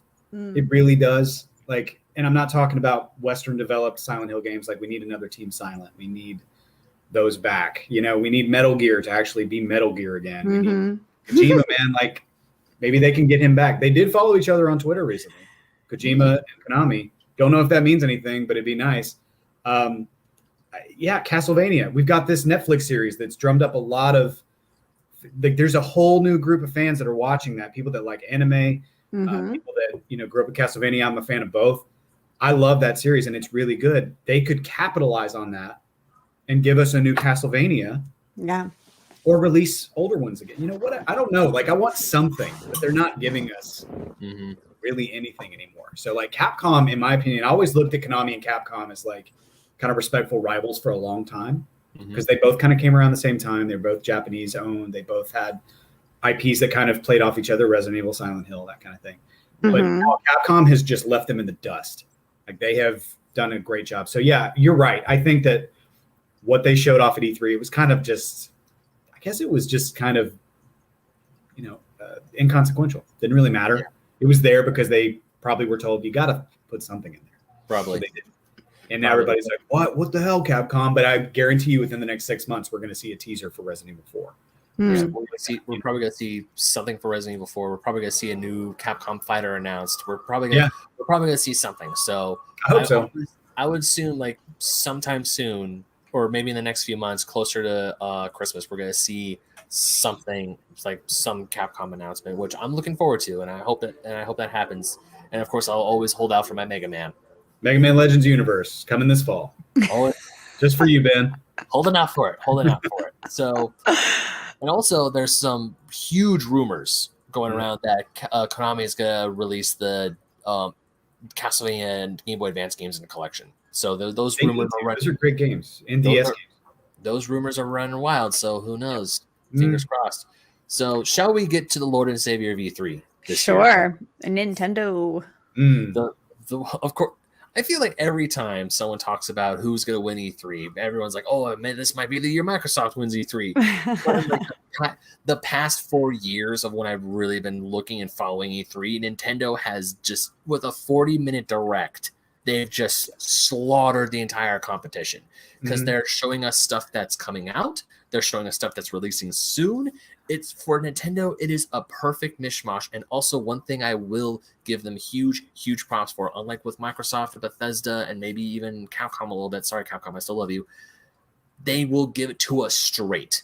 My biggest thing was the Metroid Prime 4. We were going to get a trailer, and we were going to get at least a trailer or some sort of update. Yeah, I needed that. We got an update.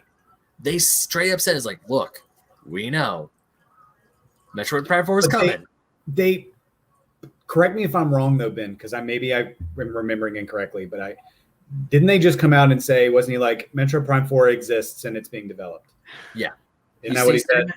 He said Metroid Prime 4 is being worked on as of right now, which is good because a while ago they had to change directors and there's a huge shift in the studio. So they did retro, which is what they should have done, but.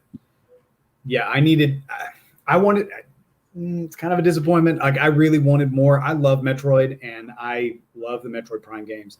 They need to give us something, at least a screenshot so we even know what it looks like. But they never, Nintendo though, I get it. That's true. It's true. But Nintendo's straight up acknowledging, because for the past 4 E3s, because the announcement came in 2017 that they were working on it, there was nothing. But here's what just made me just forget about Metroid Prime 4, which came out right afterwards. She's been here the whole time. Metroid Dread. Oh my God, Metroid Dread for the first time in 19 years, guys. I know. 19 years. Metroid 5. The last one was Fusion on the GBA, and we're getting a 2D Metroid made by Mercury Steam, the same people who worked on the Samus Returns remake for the 3DS. Yep. Looks gorgeous. I'm excited. Oh man. The second I saw Metroid 5, I'm like, what? I was up at 9 o'clock in the morning watching this damn thing. I woke up for this. Metroid never gets it's the ugly duckling in Nintendo's catalog. I would argue that and Star Fox both. Yeah. Don't really get a lot of love. Like, it's Mario, it's Zelda, it's Pokemon. So much Mario. What else? I mean, that they really give a lot of love to. Pokemon. Yeah, Pokemon's not even Pokemon, there. Mario, and Zelda, but like Star Fox and Metroid have huge fan bases, and people love those games, and they just kind of F-Zero too. Actually, if you think F-Zero. about Oh, yeah, absolutely. look, okay, Speaking of so F-Zero. if you take out all the Mario, the Zelda characters in the original Smash roster, you take out all the Pokemon, the Mario, and Zelda characters, you have Captain Falcon, you have Ness, you have Star Fox, you have who? Well, they've given Kirby. Kirby's gotten plenty of stuff lately. Kirby's getting some games, yeah, which is fine. You know, like when it's great, because Kirby's great. But like, yeah. I feel like Star Fox and and again, Metroid has like, I guess Nintendo doesn't realize like maybe how much people love Metroid, or maybe they do now. Maybe they're starting to figure that out. But I think so. They talk about like Metroid Prime, and sometimes they're like, well, it was critically acclaimed, blah, blah, but it didn't sell that well. It's like, yeah, because it was on the GameCube. Yeah. Because you guys kind of screwed up. And then also, they look at that and they forget their fan bases. And like, yeah, you didn't sell a lot of GameCubes, but most people who had a GameCube played Metroid Prime. And they played Metroid Prime 2. I did. I pre-ordered that game. I had no money in college. I was eating ramen noodles. And I still pre-ordered. I went to GameStop every week or so to put $5 more down on that game. So I could. Yeah. So I've been waiting for Metroid Prime 4 for a long time. That announcement, when they first just showed the number 4, that's all they gave us. And I was losing it. I was like, I can't believe they're doing this. But I'm hoping that they will show us something soon. I am a little worried. Mm-hmm. Okay. Because the last Metroid Prime we got was in 2007, and it was on the Wii. And it was also designed for motion controls, which don't really care about. I want to play with a controller. I'm wondering if they're actually going to, it's been so long, I don't know how different this game's going to be. I hope that they go back to the roots. I hope they don't do something kind of gimmicky with this. Dread does look good. I think Dread it's got the feel of Super Metroid and Metroid Fusion. It's got that look. I'm super excited about that. I think first-person Metroid and side-scrolling Metroid's really all we need. That's it. Give us those 2 series and make good games. So at least Dread, which was a rumor, like you said, this was a game that was rumored almost 20 years ago. It wasn't rumored. So the last was it confirmed? It apparently I did a little bit of digging into Metroid Dread. Mm-hmm. It was confirmed, canceled, confirmed, canceled. It'd been through a horrible cycle. Right. After Metroid Fusion came out, because Metroid Fusion was the last true 2D Metroid. I mean, yeah, people talk about Samus Returns. That's a remake. That doesn't count. It is. I mean, yes, it's a new Metroid game, and it sparked a lot, and it was critically appraised. It sold decently well, as far as I know. I could be wrong, but that's because this is my 3DS copy. This is just a reversible cover of Metroid 2, because that's what they remade. Right. And now that we're getting Dread, which is a true sequel to Metroid 4, which is Metroid Fusion on the Game Boy Advance, 19 years since a new 2D side-scrolling Metroid game with a terrifying-looking robot. So I'm really looking forward to this. I'm totally fine with waiting more, because all I wanted was just them to acknowledge Metroid Prime 4.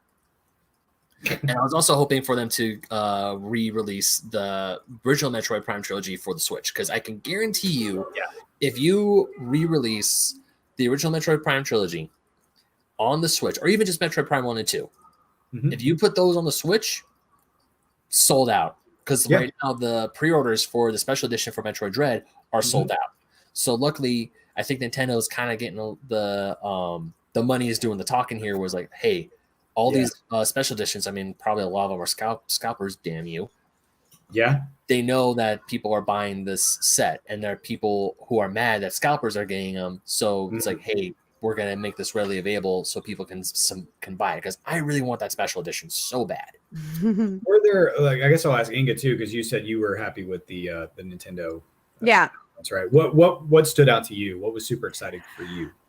Well, first of all, I have to say that maybe the Switch is my all-time favorite console right now. The Switch is bringing me so much joy, and there's so many things that they showed and that are dropping onto the Switch that just make it so accessible in general that I'm like, mind blown. Like I didn't even know anything about Monster Hunters. Like I'd never really heard of this game before. After seeing this trailer, I definitely think I'm getting Monster Hunters onto my Switch. It looks adorable. Are you getting stories too? I want to do both. Yeah, Okay. Monster Hunter Stories 2 is what I would like to. I mean, is there a 1 to start with? Maybe, but will I start with 2? Sure. Yeah. So the first one was on the 3DS, and this new one is on the Switch. Okay, well, I'm gonna do the one for the Switch, but I'm excited. It looks super cute. The way they described it was Pokemon meets Monster Hunters. I don't know. It looks really fun though. Yeah. Other games that I've been playing Kakarot on my PS4, the Dragon Ball Z game, which is actually a lot of fun. I unfortunately have not. I've watched some Dragon Ball Z, not as much as my brother obsessed with it, the other co-host of Adults Talking Anime. But now everything I know about Dragon Ball Z, I learned from playing Kakarot, but apparently it's coming to the Switch too, which I'm like, wow, this just makes it even more accessible and easy to play. Danganronpa is coming to the Switch. 4 of the games are coming to the Switch. So it's just like a lot of fun stuff. Tony Hawk. Who knew Tony Hawk even needed to come back? But here he is coming back to the Switch. Like I'm very impressed with just Nintendo bringing games that I wouldn't have even thought to want to revisit. And it's just, they're bringing them all back. And now it's like, I'm more likely to play them because it's on the Switch.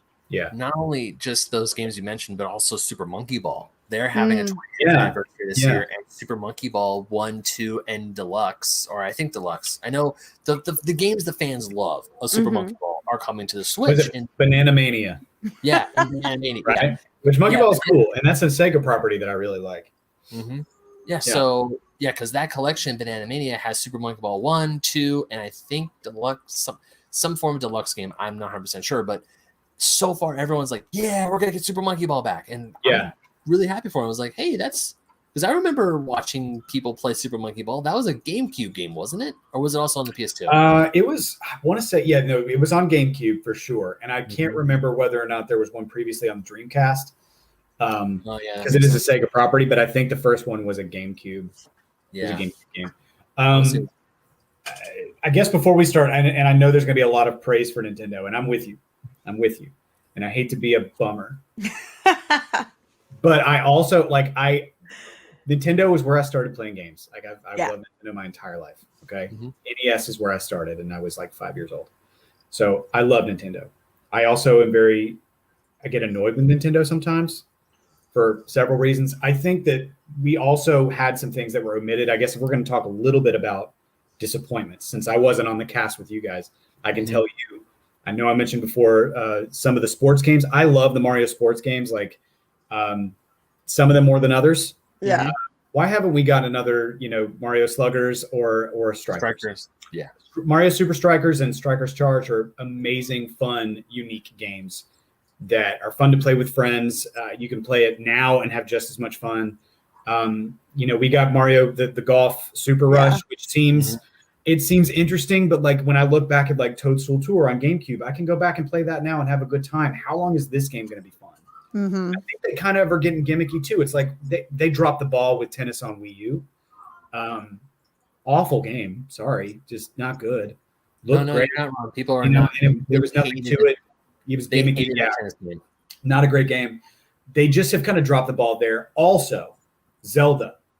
I don't know what they're doing. I feel like we should have already gotten an announcement. I was a little hopeful, maybe foolishly hopeful, that we were going to hear that they were going to bring back those remasters from Wii U of Wind Waker and Twilight Princess, which we need. Those aren't just, fresh coat of paint, HD remasters. There are quality of life improvements in those games.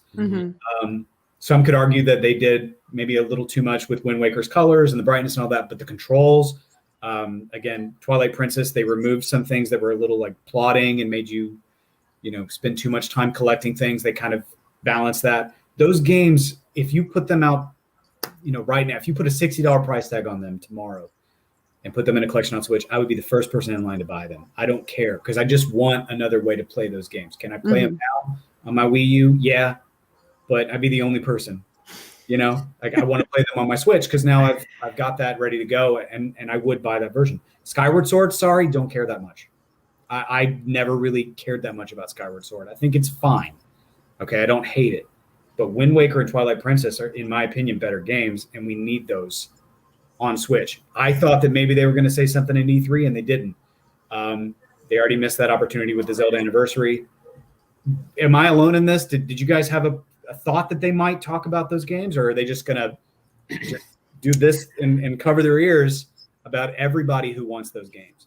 What about you, Inga? What do you think? Oh, I mean, honestly, so I didn't have a huge following of Zelda when I was younger. So, I mean, I wasn't really expecting to hear more about any form of like a remake or a remaster. I kind of just knew that they had Breath of the Wild 2, and that's what everybody was getting real hyped about.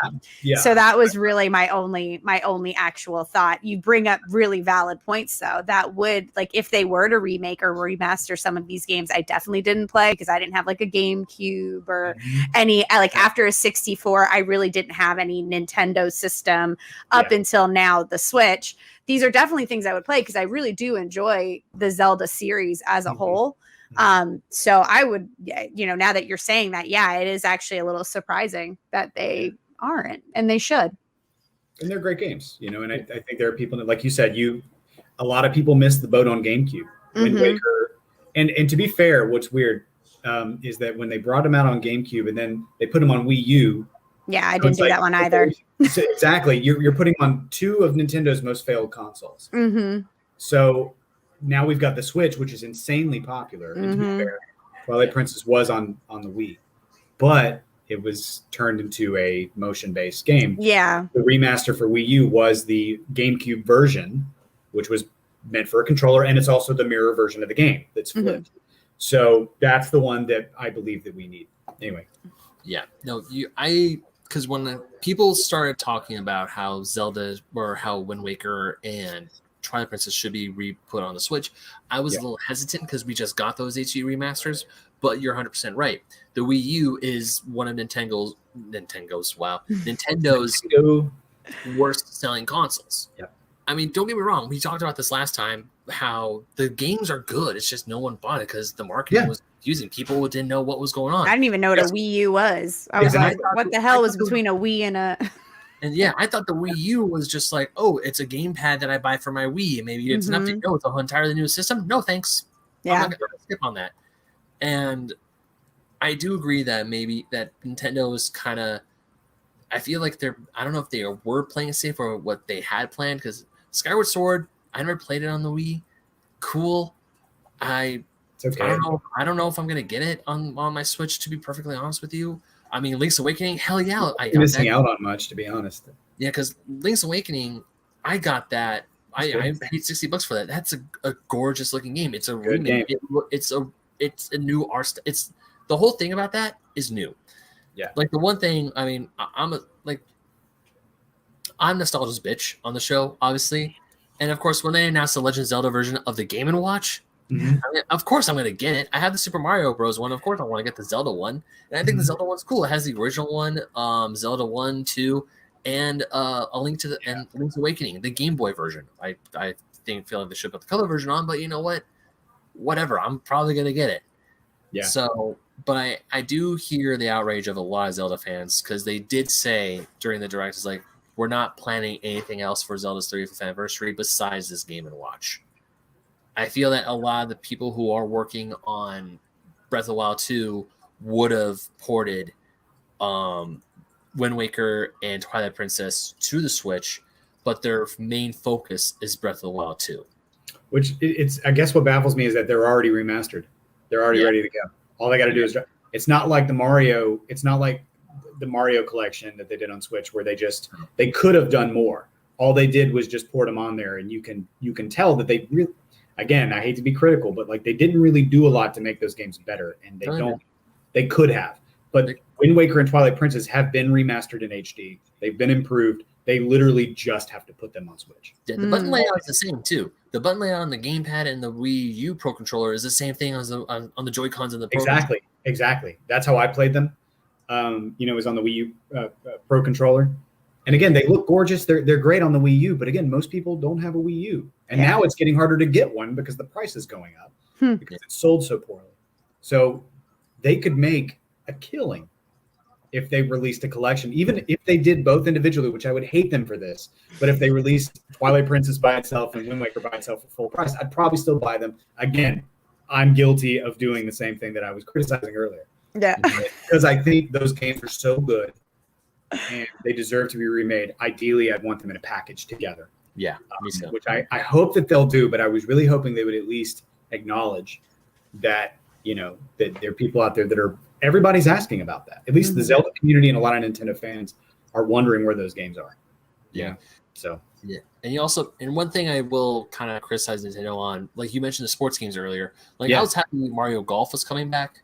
The same people who made the Mario Golf games on the Game Boy Advance are making this one, and I'm like, cool, Mario Golf is coming back because that game's been absent for a while. Well, they said, hey, we'll put updates into it, and then the game released yesterday. Yeah, it isn't that good. Wow! Like right now on IGN, it's sitting at a 6, which is okay. Yeah, I'm sure it's fine. Like, I mean, there are some modes. Like the one thing that people are saying that kind of saves Mario Golf is the speed golf mode, where you hit your ball and you have to run to it, and and it's like the one who can get their ball into the hole fastest is the winner. Yeah. That's cool. Yeah, that looks cool. But at the same time, I still also would like traditional wacky Mario Golf. That's what I'm saying. Like, I feel like Nintendo has kind of muzzled themselves a little bit on their Mario property. Like, and I bring up have either of you played Mario Super Strikers or no, but I know of it. The reason I bring it up is because if you go back and watch watch the opening movie of Mario Super Strikers Charged and tell me that Nintendo would ever do that again. It looks like it's like this dark war, characters getting electrocuted. Peach is like bad bitch in that game. Like, I'm telling you, it's no joke. It is something that Nintendo left behind. Yeah, I know you laugh, but like if you watch, you'd see what I'm talking about. Like Daisy and Peach, their characters, Waluigi. Just what they did was this crazy art style, and it was just like kinetic, and there were colors, and every single Mario character in that game looks pissed off. Like, if you go and you look at it, it's just so different. And Nintendo's kind of put this like expectation that all Mario games, Mario has to be happy and everything has to be the exact same thing. Where back then they were having an identity crisis. They were trying to sell GameCubes. They were trying to sell Wiis. They were letting studios do things with Mario that they wouldn't normally do. Oh, I want to cosplay her. She looks incredible. Are you looking at her now? Yeah.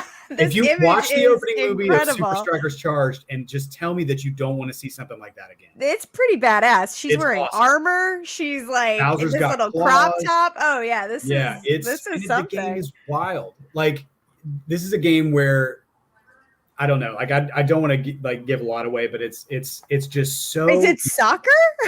Are they soccer. playing? Okay. But it's also like, it's just bonkers. It's bonkers. Like, you go and you look at something now, and it's this perfect family-friendly product that they keep making. But I feel like Nintendo's kind of put themselves in they've taken advantage to where they're like, all right, what's the next game? Just come up with a great, subtitle. What is it? Super Rush. That'll work. Make them run around, do speed golf. Like, but it's so, if you strip that out, it's boilerplate. It is bare bones. Yeah. There's not a lot of character there. There's not a lot of personality. Whereas you go play Super Strikers Charged, it is nothing but personality. That entire game is just wild. And there's a reason people remember it. And why I still play them, because Nintendo doesn't do it anymore. Everything is very kind of, the games are polished, but it's bare minimum effort in a lot of ways because they know they'll sell. Yeah. So I feel like we've kind of, now that when Nintendo is successful, they don't put in as much effort.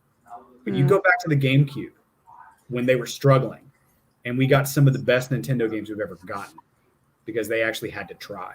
Right? And still nobody was buying them. But you go back and play them now and you see, and again, maybe I'm too critical of Nintendo because I'm such a big fan, but I feel like we are getting, it's like what you're saying about Rush when you're talking about the scores. I believe it 100%. I saw the game being revealed and was like, this looks okay, but it's just okay. There's nothing there that screams, I need to buy this. There's this cool thing they're doing with Mario, this new fun thing. Not really, That's where I think they dropped the ball on those games. Mario Party falls into that category too. Yeah. I mean, with Mario Party Superstars, I feel that fans, because I didn't really grow up with Mario Party I played it, of course, but I wasn't like, I was like, oh my God, Mario Party. Like, I know fans of Mario Party, and I know a lot of people are jonesing for the older boards and are jonesing for the older mini games, and also it looks gorgeous. It's coming out soon, which one of the things I loved about Nintendo's for this Direct, Metroid Dread is coming out in October. Oh, one of my biggest things that made me excited for Advance Wars. Advance Wars 1 and 2 Reboot Camp is coming. Completely remade from the ground up. I haven't played those. Those games are they're made by the same people who made Fire Emblem, the same studio. Okay. It was Advance Wars and then Fire Emblem that came out on the Game Boy Advance. That brought those games were the reason we got those games here in America, because they were on the Famicom, on Super Nintendo. America never got them until the Game Boy Advance. So, and Advance Wars, especially 1 and 2, they're a little hard to find on the Game Boy Advance today. Advance Wars 2 is actually a little up there in price, but you can still find it, but it's going to have a bit of a hefty price tag for it. But now that they're coming out for the Switch for 1 and 2, and it looks gorgeous. I don't know what else they're adding to it, but it makes me happy because I can get this game a lot easier now. Yeah. I did hunt down the Game Boy Advance Wars 1. I got that. I got it pretty cheap too, which is good, but it was only the cartridge. I didn't get the box or the manual or nothing. Mm-hmm. So the fact that this is going to be on a more ready available system makes me happy. And also, if this sells well, then maybe Intelligent Systems will be like, hey, Advance Wars 1 and 2 sold really well. Let's put the GBA Fire Emblem games out. Mm-hmm. Let's remake those. Let's put some more quality of life improvements in there. Let's put let's add voice acting to it. Yeah. Let's don't go full Three Houses on us, because that's like a whole new other thing. But let's make this, let's polish it up. These games are highly beloved. I have Sacred Stones on my Game Boy, which is really good. Yeah. But once again, the original Fire Emblem that came out for the Game Boy Advance is really hard to find and also really freaking expensive. Yeah. So I don't know. I definitely think Nintendo, like the amount of games that they have coming out, and on top of it, like how much of it is just like the cross-platform, but also making it just readily available. Like there are so many games that I definitely didn't play, but because they're coming out on the Switch, I will most likely at least like dip my toe into for sure. Now, because of Advance Wars, if I didn't hunt down my own GBA copy of Advance Wars, I was going to buy this game. If I didn't get Advance Wars for the Game Boy Advance, if I'm still looking for it, and then I saw this announcement, I would stop looking for it, because I'm like, I don't need to find it anymore. I can have it on the Switch. I don't have to hunt down an expensive cartridge. I don't have to hunt down. I don't have to look for a CIB copy, which is probably going to be, because I've seen the Advance Wars 2 CIB copy that's going for $100 at one of my favorite stores. And I'm like, now I don't have to worry about it, because I can just play 1 and 2 on my Switch with better visuals. Don't get me wrong, I still love the pixel art, but that's still the aesthetic of Advance Wars, and I'm excited that people are going to be able to experience this game again. And I get to experience it for the first time, at least for Advance Wars 2. I'll say WarioWare was interesting. I'm curious about that. I never really got to play a lot of those, and I've always wanted to. I know they're just like real short mini games, but I'm glad they're doing another one of those. Yeah, I know a lot of people were happy about WarioWare. I never played the WarioWare games, but I know it's weird. The stuff that I'm excited for, everyone's excited for. But there are those like Nintendo fans who do like the stuff like WarioWare, Mario Party Superstars. They're also excited. Mm-hmm. Like, even though I didn't get, like, the one pass that I'll give myself is for my predictions that came true was Metroid. Mm-hmm. I didn't get Metroid Prime 4, but I did get Metroid Dread. And at this point, I'll take anything. And the fact that it's coming out in a few months is even better. Because when I saw Metroid 5, I'm thinking, okay, this is probably going to come out next year. No, it's coming out this year. Here's the date. Nice. Here's the pre-order. It's almost ready. I'm like, well, shit, how long have you been sitting on this one for? I wonder how long that's been in development. Yeah, me too. I don't know. Nintendo has always been marching to the beat of their own drum. And they will continue to do so. And yes, they hold some properties that I adore. But I don't know. I guess I could say I was pleased. I was pleased with what they showed off. But I was not like, oh my God, Nintendo just nailed it. That wasn't me. that Personally, was kind of, I know why people do, but it disappointed me a little bit. so. Okay. No, go ahead. Go ahead. So obviously the end, the showstopper of the show was the footage for Breath of the Wild 2. Mm-hmm. Okay, we gotta talk about that. That was what people were talking about. That was what everyone was talking about the water cool. I mean, I was more excited for Metroid Dread. I'm like the two games I'm most excited for are Metroid Dread and Advance Wars 1 and 2 Reboot Camp. Those I'm gonna get day one. Whereas Breath of the Wild, it looks great. I'm curious to what's going to happen, but let's discuss. Yeah, I'll wait. I want to hear what you guys think first. I don't know. I mean, it's a beautiful game.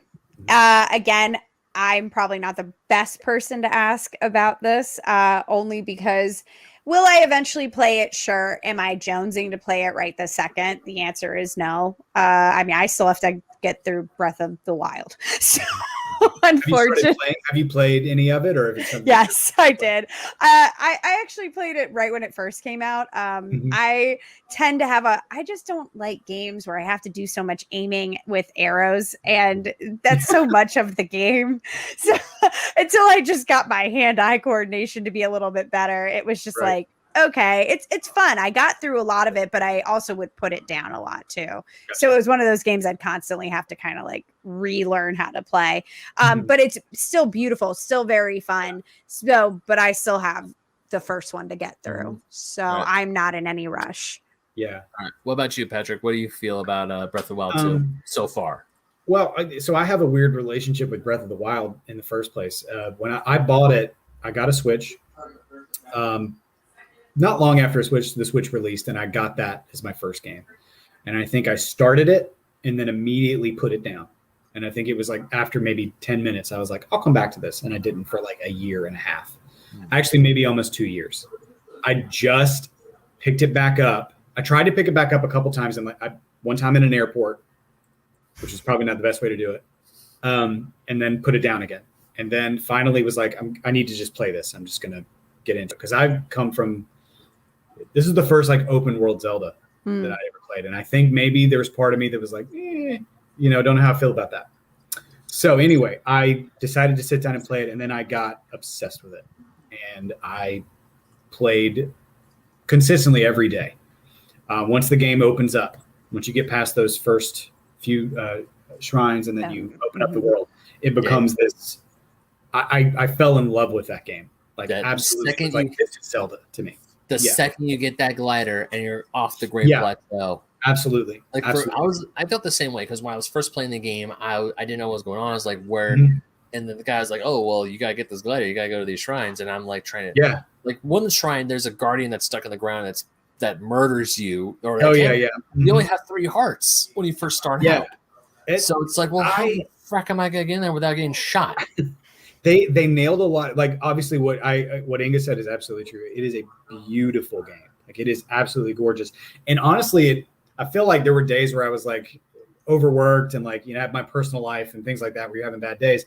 And you play that game and it's a bright sunny day and it makes you feel nice. I don't know. It's just a good looking. Nintendo's really good at making games that are cheerful and kind of bright and colorful. And I was Animal Crossing. Yeah, absolutely. Animal the Crossing savior of the pandemic was Animal Crossing. Agreed. I played way more Animal Crossing than I care to admit. But beautiful game, and they did a lot right with it. I think it was cool to see a new take on Zelda into an open world, and then have the whole but still reminiscent of older Zeldas that I played. So, Link to the Past, which is one of my favorites, where you go and you have to find the Master Sword, right? And in the forest, you go and the little woodland creatures are scuttling off, and then you find it. And then like Ocarina of Time, same thing, where you find it in the Temple of Time. And I loved how you didn't know where the Master Sword was, and you didn't know if it was even in the game, and then you find it, and when you're strong enough, you get it. And then the Hylian Shield. I luckily stumbled onto it, but I had no idea if it was in the game. And that's like Zelda staple stuff for me. I absolutely love that game.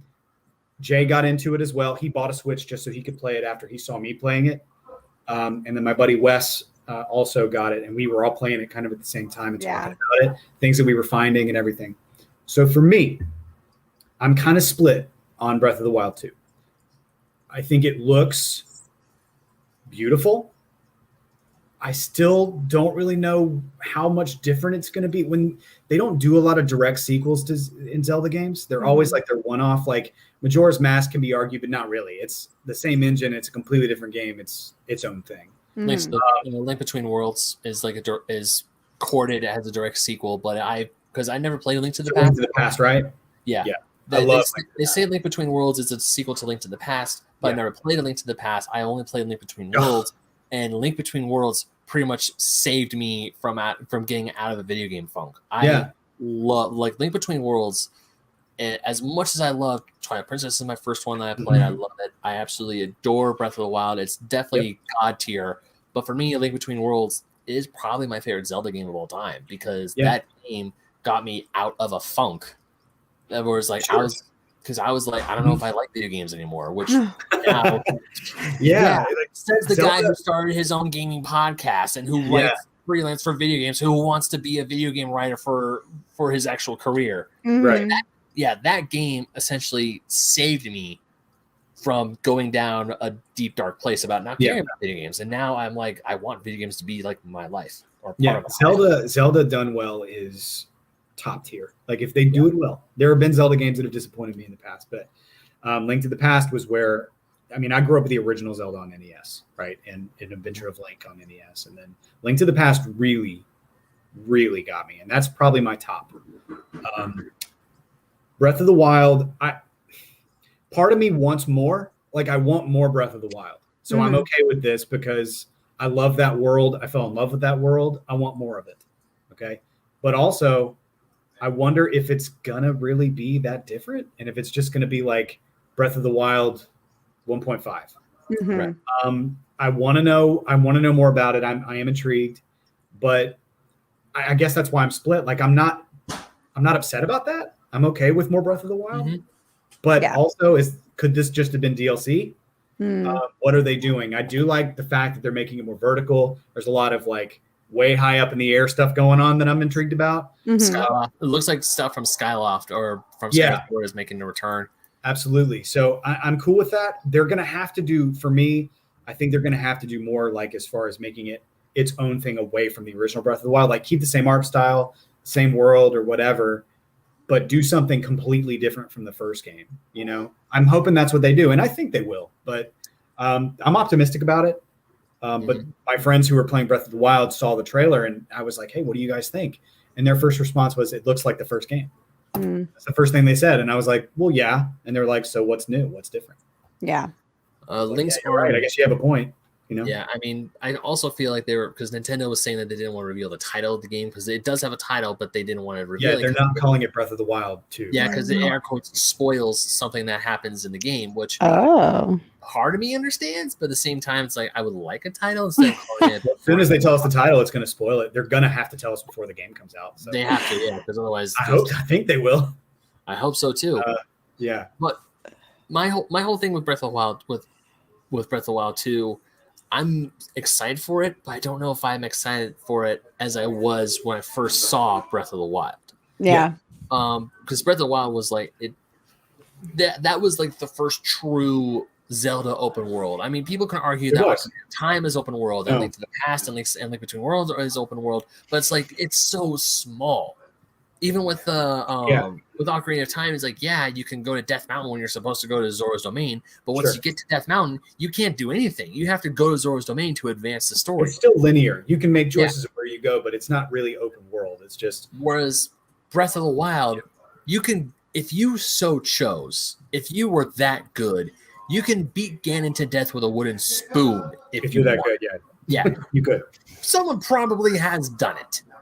Or you could have done like what I did, because when I opened up the world, I'm like, I want to go there. I opened every part of the map. I explored. It was gorgeous. They nailed it. They really did nail it. They nailed the open world. I didn't think they could.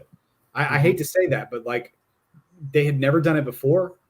And I was genuinely surprised by how well they nailed the open world and how things you could just stumble on, like, going off, like traveling off into the distance. What are you going to find out there? Yeah. You find some cool stuff. And all of the different shrines. Yeah, a lot of people complained, and I agree a little bit that the shrines all looked the same. They all had the same color, the same this, that. I get it. There were so many of them. But, I think my only complaint would be, more big dungeons and more variety in the dungeons. I did like that you could choose which Ganon version you could go to and fight at whatever particular time, or you didn't have to fight them all. You could fight one or two and then go after Ganon. But I think I want more variety there. I think I want now different dungeons with different bosses that are unique to each other, because Zelda always had unique bosses. These were all just different versions of Ganon. It's fine, but maybe don't do that again. Maybe do something different. Give us more of a classic Zelda feel in a Breath of the Wild world. I'm in. That's all I care about. Also, a big thing that I feel that Nintendo is hiding, because obviously in the trailer you see Link has his arm is messed up. So I feel they're also I feel like his arm is going to be part Sheikah Slate. Maybe they're going to do something, but they're hiding the main gimmick. Like the main gimmick for Breath of the Wild was the Sheikah Slate. It's your map, it's everything. Your Sheikah iPad. Essentially, yeah. Where I feel this one they're going to try. I don't know if they're going to do a little bit more with it, or they're figured out a new gimmick for it. And also, we see Zelda fall through a giant chasm. I really hope she's okay. Ben's been staying up at night thinking about this. Like, Zelda, I hope you're okay. It's like, man, I hope she doesn't die. Because, when we the very first trailer for Breath of the Wild 2, you saw Zelda, you saw Link, she had her short hair. Obviously, time's passed. And I'm thinking, is this the first time where they're going to give us multiplayer in a Zelda game? Like, true multiplayer. Or, let me throw this out there. What if they're going to do a Metal Gear Solid 2 on us and make it to where you play as Link for an hour and then you play as Zelda for the rest of the game? That'd be fun. Maybe that's the gimmick. Maybe you actually play as Zelda this time. I would not be angry. I would be okay with that. Like, they've already shown that she's a different character in this series, and maybe they're going to make her. And you're right, multiplayer, that could be a possibility. Maybe it could be like I don't know. I think it still should say single player. Zelda works best that way. Yeah, I'd be cool with a mode that would let you do that. That's separate. But I'm curious to see what they do. Maybe I think they may pull one of those. It's a theory. It's out there, but maybe it's going to be a Zelda's game. Like maybe Link is injured or something happens and Zelda takes over and you play as her. I'd be cool. You actually play as Zelda for once. That'd be nice. I know, Zelda, right? Maybe that's what the title is. Maybe the title is like, Zelda's Link. Yeah. They switch it on us. All right. So one last question. Oh wait, I had a question and I lost it. Damn it! Oh, I just remembered. All right. So because we're getting pretty long with our E3 talk here. Yeah. So the last question, with the end of the Breath of the Wild trailer, they said 2022 for a release date. Do you guys? I want to start with Inga first. Sure. Do you think that they're gonna make a 2022 release date, or do you think they're gonna push it? Because my personal thought is when I saw 2022, I'm like, it could, but it's going to be November. It's going to be holiday 2022 when the game finally releases. So next E3 is when they're going to say, here's the title, here's the day, and here's what's coming out. I will have to say, here's my hope. My hope is that they said 2022, even if that does mean November or December of 2022. I hope they absolutely meet that deadline. I can't take it anymore. I can't take any more companies giving me these tentative. Then don't talk to me about the game. Yeah. Like I am over it. Like I'm at the point where it's frustrating. So it would even be better for them to be like 2023, psych. 2022, you're welcome. Like I would almost enjoy that more than them being like 2022, just kidding, 2024. Like yeah. So but I don't know. I feel like Nintendo has a little bit more success when it comes to actually like delivering what they say, and that if they're saying 2022, it will be 2022, even if it's December 31st, 2022. Right. You know, like it will come out. That's at least my hope for that. So yes, that's my answer. Okay, Patrick, same question. I think I agree. I think they'll probably. I mean, it's been. Let's see, since the last it would be about over 5 years. If they do holiday 2022, that'll be nearly 6 years since the release of Breath of the Wild. I think it's been in development for a while. That first teaser came out, 2 years ago? Yeah. Almost. I think they've probably been working on it for a long time. And Nintendo is usually, the one thing I will give them is that they're usually mostly good about their release dates. If they say they're going to release it at this date, and it's usually right close to that date when they announce it. I wouldn't be surprised if we get it in March. I wouldn't be surprised if we get it early in the year. I think maybe we'll see more. My guess is that we're going to see more later in the year. We're going to see more closer to the holiday. We may see it as early as Q1 next year. Okay. But I think Inga's also probably right. I mean, I absolutely believe they'll keep it in the year. I don't think they'll push into 23. I think they'll do it by the end of the year. I think we'll get it sooner than we think we will. But I could be wrong. Yeah, I hope so. I would love to see, because like you said, Nintendo, especially recently, Nintendo has been very on point with their release dates. Mm-hmm. Last time I think they actually did delay it was the first Breath of the Wild, because it was going to be on the Wii U, and then eventually they're like, right, let's just put it on the Switch. And then of course when it came out on the Switch, that saved it, because that not only saved the game, it saved the system. Yeah. And now the Switch is like one of the most popular Nintendo consoles ever made. Yes. Yeah. So I think we'll see it. Yeah. Yeah. I feel that, but also when Nintendo does say that they are delaying some, it's not like, oh, sorry, it's a delay. They actually give good reasons as to why they have to delay a game. I also agree with Inga. If you say if you give it a year, cool. Going way back to Xbox with Starfield, they gave a specific day, November 22nd. Yep. 2022 or November. I wish they wouldn't do that. I'm pretty sure it's not going to come out that day. No. I know you, Bethesda. You're not going to make that timeline. It's going to be pushed back somehow. But if you give us a broad year, then there's a little more wiggle room. And they say, and if you just straight up say, it's like, look, there's bugs, we need to fix this. We want this to be a finished game. We know we said this time, but we need a little bit more time. Like when they did with Final Fantasy VII Remake, they pushed it back. They pushed it back a month. Yeah, which wasn't that bad. And they still kind of released a little early, because then they were like, oh, pandemic. Here, guys.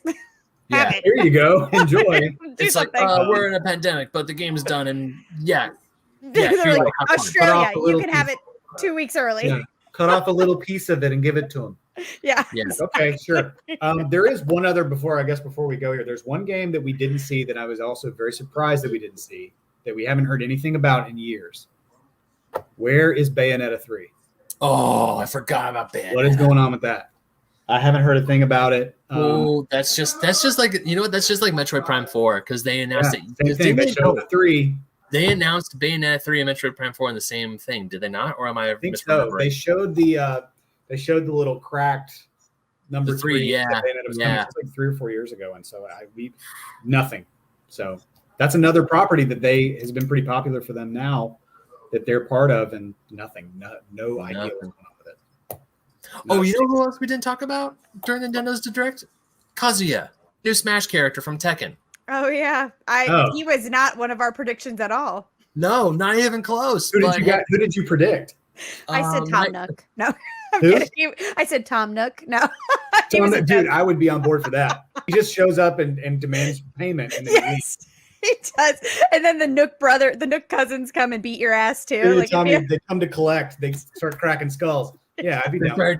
They start taking your money. Yeah, I think we need a full like mature rated Tom Nook centered loan shark collector game where Tom just like loses it. He's drinking in his office and he's like, you know what? I'm tired of this. I'm tired of people taking my money and building their houses and just swimming. And we're done. And then you actually go to different islands and look for people you're just collecting. Yeah, we need Tom Nook debt collector. That's what I want. I'm disappointed. Nintendo, make that happen, please. Wow. You can unlock different like baseball bats used on the kneecaps. I don't know. Am I going too far? No. Oh my god, that's so funny. This is what they went into a Nintendo. Like, you're never gonna get that, but God, would I play that? Oh yeah, that'd be fun. There's probably a mod for GTA 5 out there where someone dressed up a Tom Nook and is going around beating people with a baseball. So many videos on YouTube of it. Of Tom Nook like showing up in people's houses like with a gun or something. I watch those and laugh so hard. Like, where's my money? Play a game like that.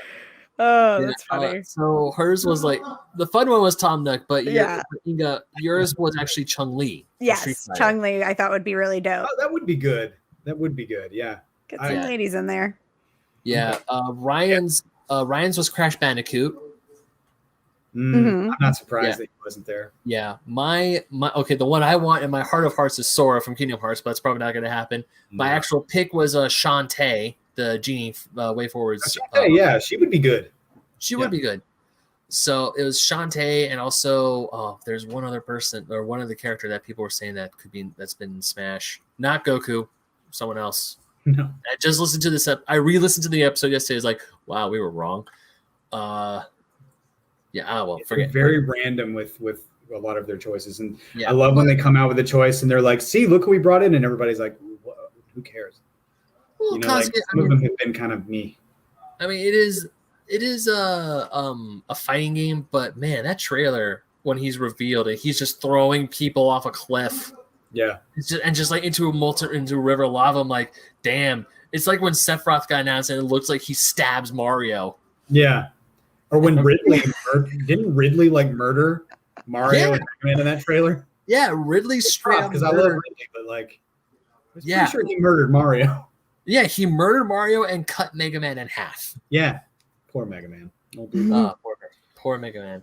Yeah. So that's coming to Smash. I'm actually like, oh, okay. I mean, I'm not mad about it. I mean, people who get mad about Smash trailers, it's like, well, tough. Sorry. Yeah. I mean, I'm bummed too that my character, the character I didn't get in, but at the same time, I'm not the person making these decisions. Yeah.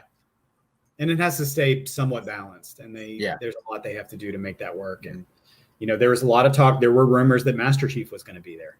Yeah. I would have been on board. That would have been cool to see. Him or Doomslayer would have been really cool. Yeah. But hey, Kazuya is also Kazuya's from a famous fighting game series. Mm-hmm. Smash is the biggest fighting game crossover of all time. Yeah. So it makes sense. Like every time they announce a new character, I always look at it and go, yeah, that makes sense. Yeah. It just does. Even when they had Sephiroth wasn't the first Final Fantasy character or the second Final Fantasy character we'll have had. We have Cloud, cool. I was thinking maybe Terra, maybe Vivi, maybe we need the real best Final Fantasy villain, Kefka. Yeah, maybe Kefka. That's who we need. But even then, Sephiroth is no offense, Sephiroth. Yeah, but people know Sephiroth, and then also we got more Final Fantasy music into the game, which was nice. And still, I'm like, I wasn't mad, but like when I saw Sephiroth being announced for Smash, I'm like, makes sense. Yep. Like you get a Min Min from ARMS, makes sense. You get a Steve. Steve was kind of like the one who's like, I don't know, but makes sense. I'm glad I'll never use this character, but thanks for including him. Yeah. Yeah, there are a lot of characters where I'm like, I don't care about that character at all. Yeah, I mean, I get it. But still, they make it work. So, man, this is like the longest episode of Podman we've ever had. Holy crap. Yeah, thanks, Inga. It was me. We did it. We did. Well, I think that will be a good note to end it on. Inga, Patrick, thank you so much for coming on and talking about a lot of disappointments, but there was some like positivity sprinkles in there. I don't want to. I'm glad we weren't too negative on some. We can keep going. I got a lot more. Well, I would say talk more about Tom Nook cracking people's kneecaps. I think that's what people want to hear. I agree. As much as I would love to, I gotta go get groceries today. I gotta eat something. Yeah. So same. Yeah. But I will say this for like. As much as how excited I was for E3, as hopeful I was with what we got, a lot of stuff we did that was announced and we saw, I do get it. It is a little disappointing in some parts, but at the same time, we didn't just come out. We're still in a global pandemic. The pandemic is still going on. Things aren't 100% back to normal. But the fact that E3 came back makes me happy. And the fact that hopefully next year things will get better, the pandemic will be over, and then the LA Convention Center will be filled with people, and we'll get more in people press conferences, and you actually get to hear the reactions from the crowd. That's what I truly miss, is when stuff gets announced and you hear the whoa, oh my god reactions. Yep. But E3 is back. It was a bit of a bumpy start, but that means next year can only get better. Yeah. Let's hope. Yeah. Let's hope. And also, Capcom, bring Mega Man back, please. Tweet it. What did I say? Tweet it every day. I got to tweet it every day. Collector. Switch. Make it happen. Yeah. You know what? Who also needs to come back for a remaster or for a remake? Who? Beautiful Joe. Oh, for sure. Yeah. Beautiful Joe. Good. I actually pre-ordered that game. Nice. I got a ceramic bobblehead. And it broke actually the next day. Oh, well, shit. Back when pre-order bonuses were really cool. Yeah, Beautiful Joe. I would love to see that come back. But yeah, I think that's kind of cult. I don't know if they remastered him and brought him back on Switch. Then maybe we'd see it. No, because I remember when Beautiful Joe came out, was announced for the PS2. I wanted to get it. I never found it. Now super underrated games. Super underrated. Well, also those games are super hard to find, and when you do find them, they're also really stupid expensive. That's the other thing. I got both of them. Lucky. Humble brag. Humble brag. He knows how I am. I'll be like, what game are you talking about? Oh, here, I just happen to have it complete in box. And I'm like over here, like, hey, here's can't show that. Now on this channel with people. Hello, camera. Yes. All right. It's all good fun. All right, Inga, thank you again so much. Thank you. Where can people find you on the internet, and where can people listen to your awesome show on the internet? Hey, you can listen to Adults Talking Anime Plus anywhere you listen to podcasts. We also are on YouTube. Some of the episodes are on YouTube, so feel free to go check out the Adults Talking Anime Plus YouTube channel. We're more active on our Instagram, so if you just want to ask a burning anime question or see a dope reel, check us out at Adults Talking Anime, and that's it. That's where you can find us. All right, Patrick, where can people find you and your kick-ass show on the internet? You can find our podcast anywhere you get podcasts, pretty much. Spotify, Apple, anywhere else. I don't know where most people get their podcasts these days, but we're on pretty much everything. And that's the Retro Blast podcast. And we're most active actually on Twitter. Got a pretty good group there. We usually like to interact with people on that. We do have an Instagram. You can find us on Twitter at Retro. Just type in the Retro Blast podcast, or it's Retro Blast US. Instagram, same thing. You can find us on there, but we're just kind of starting to put more effort into our Instagram and do more posts that are kind of better catered for Instagram. But Twitter is probably the best place to find us. But again, you can find our podcast anywhere. Just Google it. Nice. Yep. Nice. And of course, you could find me, Ben Magnet, on the internet at BenMagnet27 on both Instagram and Twitter. I'm actually getting more active on Twitter. Well, a lot more active on Twitter. I mean, damn, I'm doing more on Twitter than I am on Instagram, because Instagram is retro community there. Yep, and because Instagram right now is just pictures of my cat. Everybody loves that. I mean, hey, people like cat pictures. Gotta give what the people want, right? Yeah, exactly. Yeah, but also I write for oldschoolgamermagazine.com. As of when this comes up, hopefully 2 more articles would have shown up there after this recording's over. But as of now, as this recording, my your nudist magazine. That's a different. That's the other podcast that you're part of, and the nudist group. Okay. Remember which one you're doing. If the guys ever listen to this is going to be another crack on me that I'm never going to be able to. Ben, why didn't you tell us you were a nudist? No. My newest, when you walk around like that in the kitchen. Jesus Christ. No.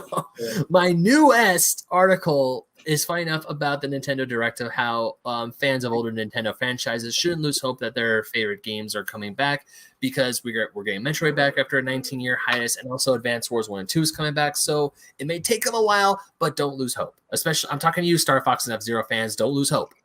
Just keep hope alive, guys. I have lost a little. I mean, just hold on to it. Just hold on to it. If these sell well, things might get better. But Let's like fingers crossed. So you can check that out on oldschoolgamermagazine.com right now. You could check out the Fake Nerd podcast. When this goes up, we will have just done our review of F9, the Fast Saga. I don't know how I'm gonna feel about that movie because we haven't recorded it yet. But that's up on the Fake Nerd Podcast YouTube, which is this YouTube channel that you're watching right now. You can subscribe to this YouTube channel, subscribe to our audio feeds. You can find the Fake Nerd Podcast wherever you listen to your favorite podcasts: Apple, Stitcher, Google Play, iHeartRadio, Spotify. We're freaking everywhere. Like, subscribe, leave a 5-star review. We really do. We'd love that. We have a Patreon. Go to the Fake Nerd Podcast Patreon. We have 4 tiers. We have a $1 tier where it's like, we just like you guys, so here's a little something. If you join our $10 tier, you get a T-shirt every quarter. So that's gonna be cool. That's cool. You get an exclusive T-shirt that's only out for 3 months, and then it's gone for good. So forever. Yeah, there you go. Also, fakenerdpodcast.com. All of our links are there to our Patreon, our YouTube, our all the feeds where you can listen to our show audio. They're all there. I almost call him Thor. Inga, Patrick. That's my brother. He's the co-host who's not here. Yeah. Thank you so much. Wow, I need to get something to eat too. Yeah, go take a nap and eat. I need to take a nap. Amazing, actually. That does sound amazing. Maybe not in that order or in that order. Both. Do all those things. Guys, thank you, Ben. Thank you, Ben. Thanks, Ben. All right, so for now, let's unpause.